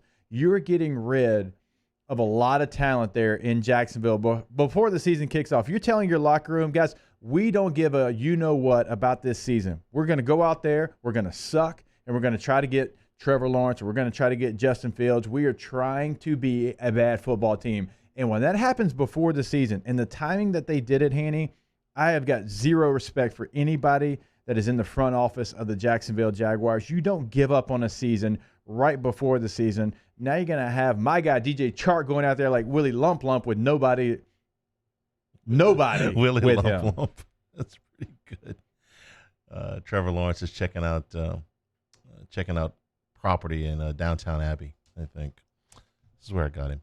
heads up to inside. A three technique. It's not a three. It's a That's tackle an out there. outside shade of the guard. No. Well, my circle got too far out there. It's more like a 5. More like a Jadeveon Clowney. More like a 5. I can run some games over here You with him better and go Davenport. drink a protein shake. You better gain about 17 more pounds. Run the ball on 3rd down and 8. I'm gonna have him. It's gonna be a rotation. Did you have no class? Yeah, I'm Okay. I got to do this. It's about now. to be me if I don't shut up, huh? No. You good? You need to talk more. Taco Fall is 7'5". Kyle Lowry is 6 foot even. Half a second to go in the game. Taco Fall had not played a single minute in the game to that point. This is from the You Had One Job department, okay? Do your job. Your job is to make sure that you in some way impede this pass from Kyle Lowry. You can knock it down. You can bat it up. You can hit it sideways. You can make sure that he's got to throw it so high that somebody else can get to it. You can impede his vision. You can do anything that takes 0.5 seconds off the clock. You've been sitting there for 2.5 hours. You had one job to do. This really pains me because I loved watching him play in Central Florida. It's such a good story. He's a good guy. But you screwed up yesterday. Yeah. And my friend that has the Celtics in the series was not happy with you. Taco Fall. Your friend? Yeah, my friend. Speaking of Taco, you had one job. Speaking of Taco, I was going Taco Bell from a no class for taking away the Mexican pizza, but somebody in the huddle beat me to it. I wasn't even aware of that. I learned something new today. That's go-to. That's a staple. Mexican pizza. Yeah, that's a staple. Why? Why mess with greatness, Taco Bell? I don't know.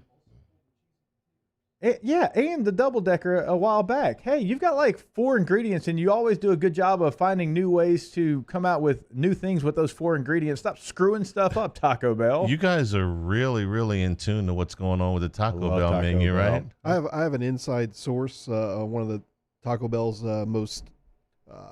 their biggest fans from 100.7 The Tiger, Brittany Rose. She told me that the quesarito is gone and the cheesy potatoes were gone. Let me tell you something. If they get rid of the cinnamon twist, I will drive to wherever the headquarters is. Don't know that information. And I will bust down those doors. Because they already forget to put it in the bag every single time. But if they just take it away from the menu and I can't circle back and get my cinnamon twist, we'll fight. So, no class. Taco Fall, Taco Bell. Yes. Taco theme here. Take a break. We'll come back here. We'll get your submissions in first class, second class, no class. Hanging with Hester and Hanny, 104.5 ESPN Baton Rouge. Hanging with Hester and Hanny. You know, before you're doing any improvements on your property that involve you picking up a shovel, you got to pick up a phone first and call 811. Give them 2 days notice and give them your address so they can come out and mark all of the buried lines on your property. That way you won't hit an electrical line and knock out your power, your neighbor's power. You won't hit a water line and flood somebody's backyard. You won't hit one of those communication lines. You won't hit a gas line that could cause an explosion. Listen, stay out of trouble. Call 811. It's simple to do. It's free of charge, and it's the law. Do not be the guy. Do not be the guy that knocks out anything to do with virtual learning right now. Can you imagine the moms that are coming after you?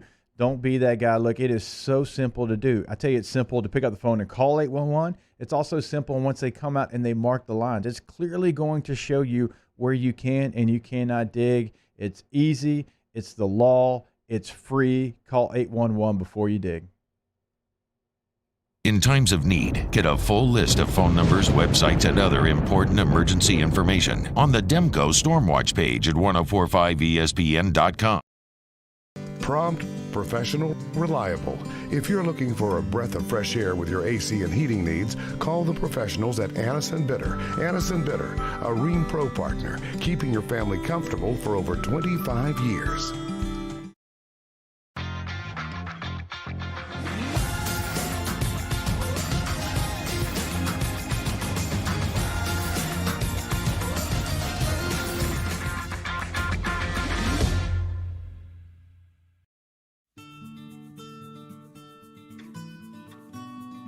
This is a house call.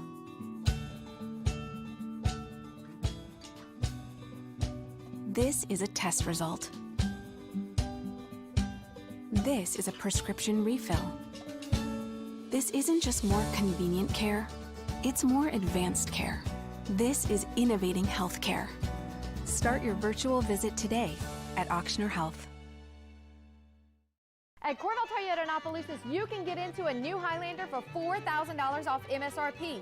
Yes, $4,000 off MSRP, and we have many in stock. So come on down to Happy Town. That's Corvell Toyota in Opelousas, Happy Town, USA.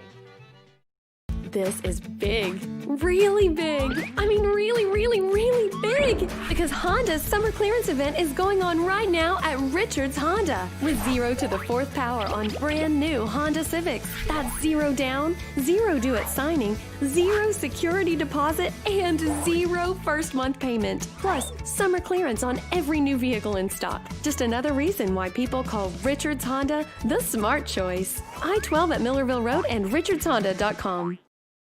Gulf Coast Bank and Trust is a local bank with a straightforward philosophy. It's about doing the right thing for our customers. Participating in our community with annual local fundraisers. Offering individual attention in a modern banking atmosphere with a trusted local company. Gulf Coast Bank invested in technology with a local touch, giving our customers the power to bank anywhere, anytime. We're building relationships through personal service as the bank that cares about you. Gulf Coast Bank and Trust, the bank that cares about you.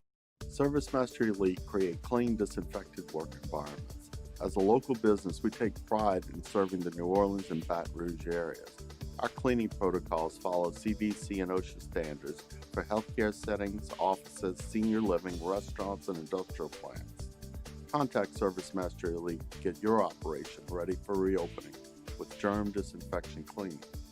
ServiceMaster Elite, the trusted choice in professional cleaning since 1996. $10,000 off MSRP on a new 2020 Ford F-150. All new Bayou Ford vehicles come with a 1 million mile powertrain warranty. And with Bayou to You, free delivery right to your door.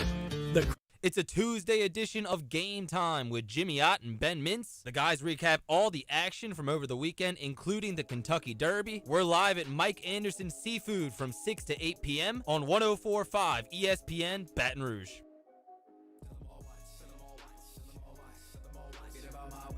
Hangin' with Hester and Hanny on 104.5 ESPN Baton Rouge and 1130 The Tiger.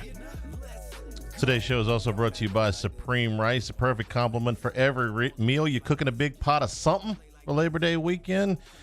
Got some family coming over, got some friends coming over, jambalaya, you got a big etouffee or something like that. Use Supreme Rice, whether it's the brown rice, the long grain, or the jasmine. It's great for all of your guests and all of your family meals. Supreme Rice, grown, milled, processed right here in South Louisiana. Support the Louisiana farmers and our friends down in Crowley. Supreme Rice, easy to get. You can get it at all your Walmarts, all your Costco's, all of your AG food dealers. And, of course, it's going to stretch that food dollar. So, when we're cooking over at our house, it's always going to be with Supreme Rice. Encourage you to pick some up today. For more information and great recipes, go to supremerice.com. Here's all right, let's get to it. Let's see.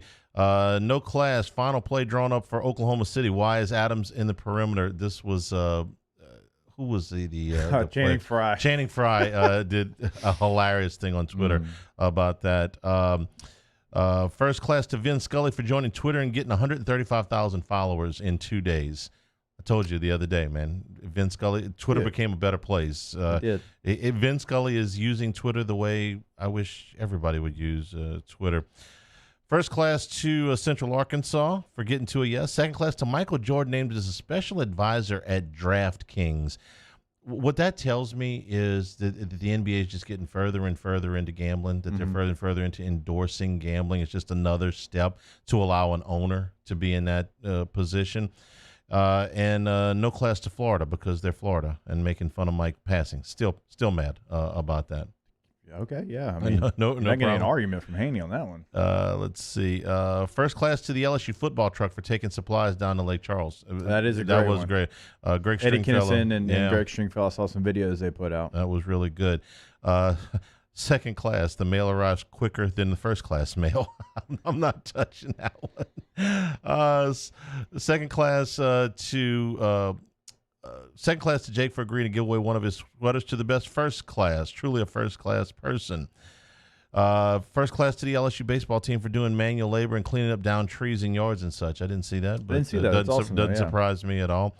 Let's see. First class to Loyola Flyers rule over Evangel Academy all the time. Do they now? So Hunt Palmer is a Loyola Flyer. Okay. Can anybody in the room tell me Loyola's mascot? The Flyers. No. Who it actually is, the mascot? Lions? Snoopy? It's Snoopy. Oh, really? They are the only school in the country that is allowed to have Snoopy as their mascot. How'd they pull that off?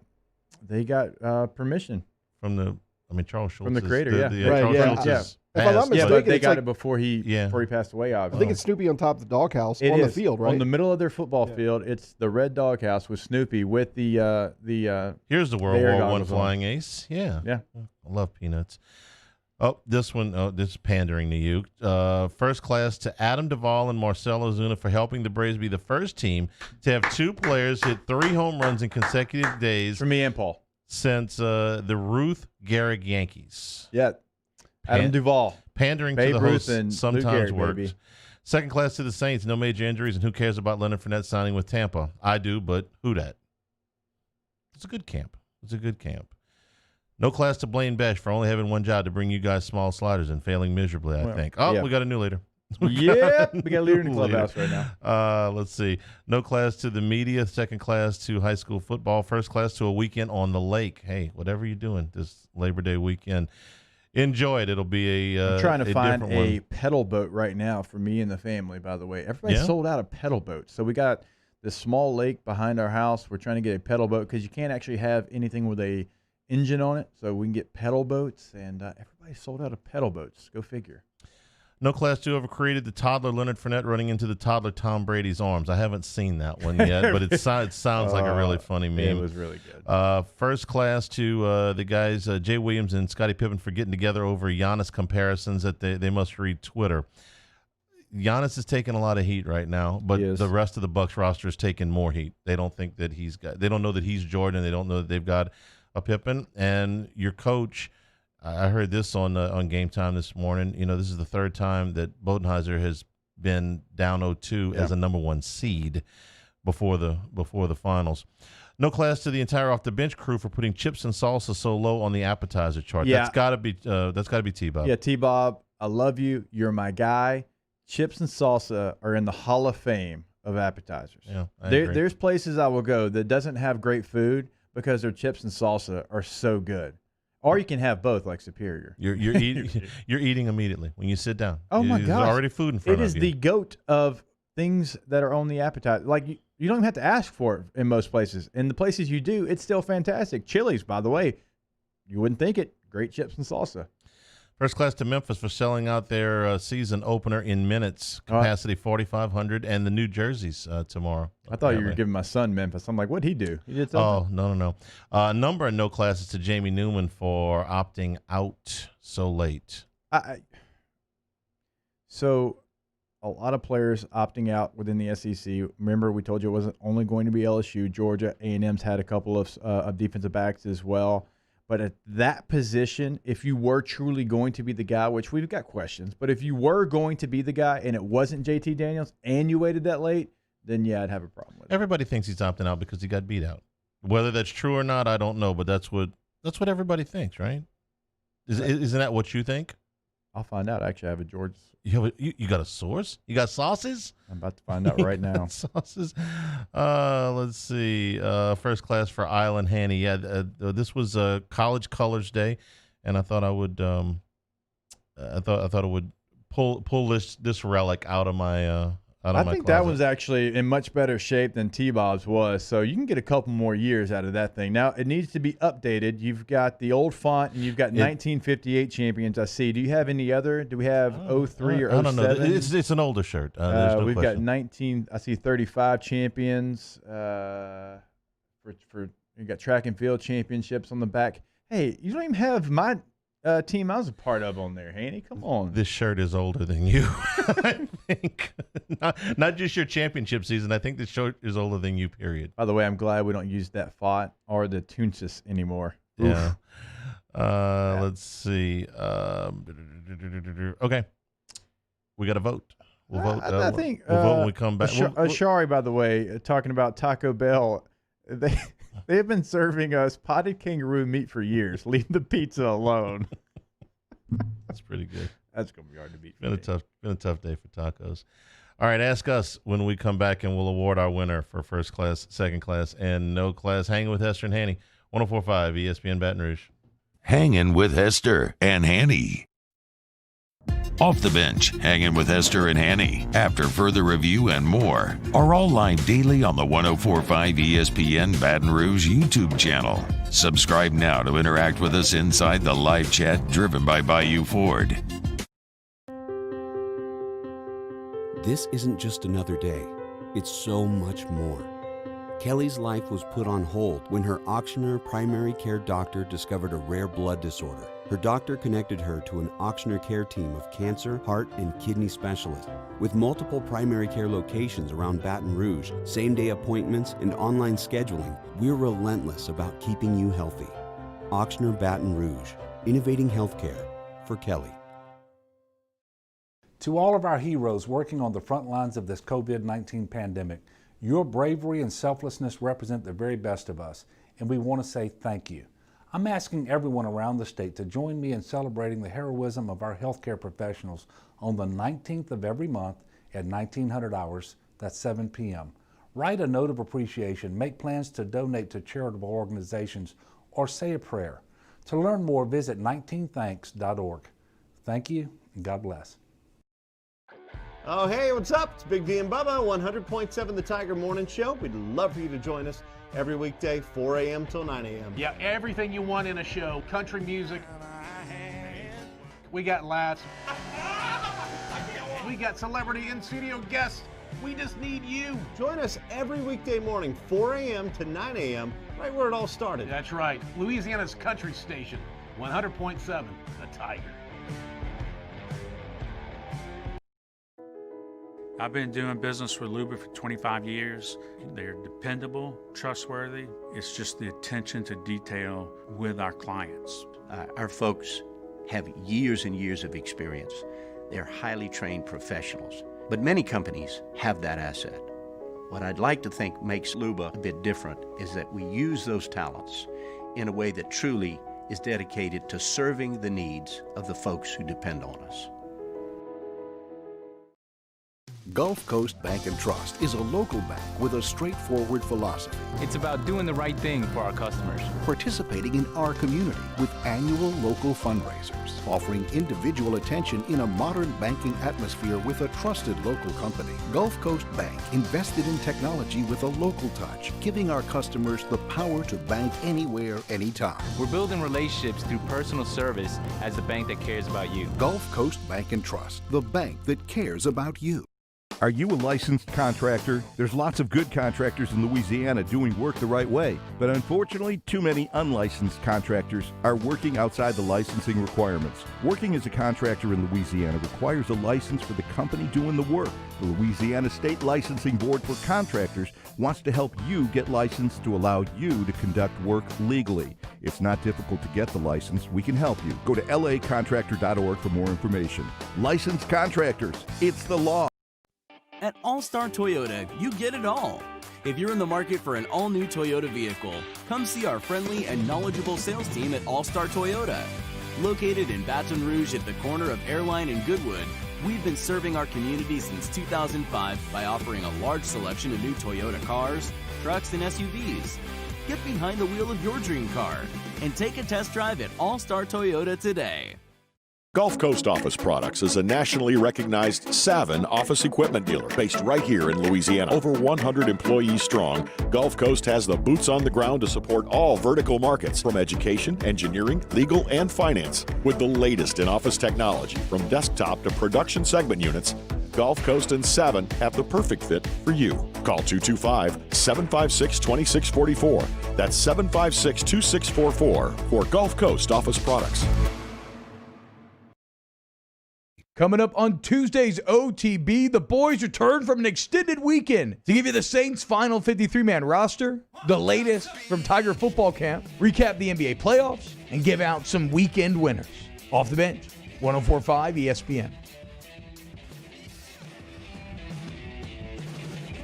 Hangin' with Hester and Hanny on 104.5 ESPN Baton Rouge and 1130 The Tiger. We're brought to you by Richard's Honda, home of the warm and fuzzy feeling. Okay, I didn't scroll back quite far enough. Some people got in right there at the top of the hour, so let me read a couple more. I like this one, which is first class to all the participants in the live chat who had to move from the huddle. It's been an adjustment, but absolutely. That's from Jules. Thank you very much for that. Steven says for the return of Jimmy Ott's Game Time at 10 to noon. That was cool, getting a chance to listen driving in. Obviously I'm a fan, so that was cool, and that's going to go all through the football season for Football Fridays. So good deal with that. You picked a winner. I did pick a winner, and it was a comment that I read there at the very end of it. It was just too good about Taco Bell. Shari Robinson, you're the winner. You had a lot of good ones. You had first, second, and no class that were really fantastic. So you are the winner. So you can direct message me on Twitter, and I will make sure that I ask your size, because I actually have a couple of these. And so we had some options as far as size, and I'll send that out to you. Very good. All right. Ask us best LSU sports team of all time. I think we just saw it. We just saw it, and if there's any other answers, I don't know. I mean, some of those baseball teams would probably be in the conversation, but that 2019 football season was unbelievable. That would be and who they beat and how they beat them, I don't know if you'll find another better team. This one's for you. Ask us, why couldn't Brock Berlin cut it at Florida? Okay, so Brock Berlin ended up having a good college career once he transferred to Miami. Yeah. Played in a BCS bowl game there. Rex Grossman was a talent that came in, and he won the job, and Steve Spurrier liked his arm talent, and so Brock decided to transfer to Miami. Brock still had an NFL career where he got to start a game for the St. Louis Rams. He also played for the Dolphins, so no shame in what Brock Berlin did. I'd forgotten about that. Yeah. Forgot about that. All right, spin the wheel. This is my favorite part. We actually had one we had to move on from because we thought we were going to get ourselves in trouble. What is the one thing you refuse to share? Something you will not share with someone. The remote control at my house. Really? Yes. Okay. That's a good one. My wife gave up a long time ago. She just goes and watches the other TV. I mean, I'm clutching it like you're. I need to, especially when there's football on. Yeah. Okay, I've got to be able. I even drive some of my friends crazy because I will move it back, and I got multiple TVs, but I'll move it back and forth in between plays and stuff like that. No, mine is the thermostat in my house. Okay, you are not coming into my house and making it hot. You are not turning it up to 73, 74 degrees. My close friends are probably listening. You know who you are. I'm talking straight to you. Yeah, but this is mostly with your wife, right? I mean, no, me and my wife, we all agree on that. Who has the audacity to go into your house and change the? Plus my sons. Never mind. Plus my sons. Sometimes my son, it's too cold in here. Well, go get a sweatshirt. I was going to say, who has the audacity to walk into your house and change his thermostat? But it's Flynn. Never mind. I know that. Flynn. What are you not sharing, Cade? Put me on the spot here. Get Paul, and I'll come back to me. Paul, I'm not sharing my social security number. I like my identity. Oh, that's good. That's good. Yeah, I need your personal information. No, you don't. You do not. Not unless you're my physician or my attorney. No, yes. you really don't. Right. That's a good one. Yeah, I was going along the lines of either email address. I don't like to get a lot of clutter.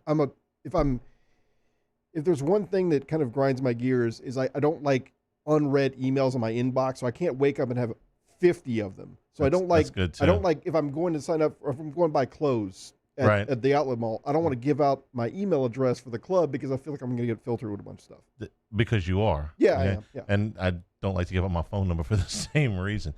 No. Don't give out my phone number, please. I've already had to change it because of Ole Miss fans my senior year. I mean, when Radio Shack went out of business, that was a good thing because they wanted they wanted your phone number if you bought AA batteries. It's like, no. Radio Shack, what a blasphemy pass. Okay, next one. Who is the most famous person you have ever met? Shaquille, because I think Shaquille is one of the more famous people in the world. I mean, when you say Shaquille, it's one of those one-word names, right? You know, if you say Shaquille, you say Shaq, can't be anybody else. And obviously he attracts a crowd wherever he goes because it's impossible for him to, like, go anywhere incognito because of his size. I don't know that we did the 5 famous people that we had met and lied. I don't know that I know anybody more famous than Shaquille. Okay, Kate, most famous person you've ever met? It would have to be coming from this line of work. I met SVP when he came to town. We had a conversation, and I don't know it for a fact, but he seems very genuine and very honest and very nice, and I appreciated that. Yeah, he is. Paulie? I don't know if you're going to count this because I was a baby, but I met Muhammad Ali when I was that counts. 1-year-old. Tell me you got a picture. Is there a picture that... I don't think we got a picture, but I got an autograph from him. Or my dad got it for me from him. That's pretty good. Yeah, you got to take a picture if you would. Yeah, you would Muhammad Ali. Yeah, for sure. For me, I don't know. You're gonna trump us because you spent 6 years in California playing for a professional football team. I mean, somewhere along the lines, is somebody really, really, really famous that you met. It's who do you find famous? Chris Evans, Captain America. Met Tom Cruise, Kevin Costner. Cruise is one of the. You're talking about fame throughout the international world. International fame, yeah. Cruise is probably one of the top 20 most famous people in the world. Okay, so there, Tom Cruise. Yeah, Tom Cruise. At least you didn't fall into the bathroom like Ross Dellinger. Only Deli. Did you have posters on your wall growing up, and if so, who? I hope my mother is listening because she actually likes this segment. This was a big taboo in our house. She would not let me put anything up on the walls. Oh, Mama Hanagriff. She was worried about it taking the finish off the wall. The drywall, You cannot put holes in my wall with tacks. You cannot put tape on my walls. You're going to pull the paint off. No, I was not allowed to have that. And what really grinded my gears is she let my brother do it.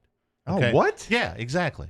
So, no, Mama Hanagriff. No posters in my room. I had a Larry Wayne Jones Jr., that'd be Chipper Jones, better known as Chipper Jones, on my wall all growing up. I also had a Dan Marino, and I had a Morton Anderson poster on my wall. So I had those 3 that I remember hanging up. I feel like there was a Dome Patrol somewhere in the room, and there was Michael Jordan, but I had a ton of pennants. Remember the old? Okay, yeah, absolutely. Pennants around the room. That was going to be my answer. I didn't have posters, but I had a lot of pennants. Brace? At one point, I had all 32 NFL teams. Oh, there you go. I also used to keep phone numbers on my wall. My mom really didn't like that. Used to keep phone numbers on my wall. If you didn't have a cell phone, you just write the number on the wall there, and you look at it, and you call them on the home phone. You know, our sales manager, TJ Solis, has still got that Dome Patrol poster. It's framed in his office. Have you seen it? Yeah. It's really cool. All right, for Cade and Paul and Jacob, I'm Charles saying thank you and have a great weekend. We're taking Labor Day off. We'll be back next Tuesday hanging with Hester and Hanny. 104.5 ESPN Baton Rouge. Stay tuned for AFR. Hanging with Hester and Hanny. Here at the Big Squeezy, we continue to serve the Baton Rouge and Southeast Louisiana areas during these troubling times. We are dedicated to providing you healthy food items to help you live your best life. From our cold-pressed juices to our delicious smoothies, let the Big Squeezy keep you going. Stay active, stay happy, and let us help you stay healthy. Visit us at our locations and also inside of Alexander's and the Thurns grocery stores or online at thebigsqueezy.com.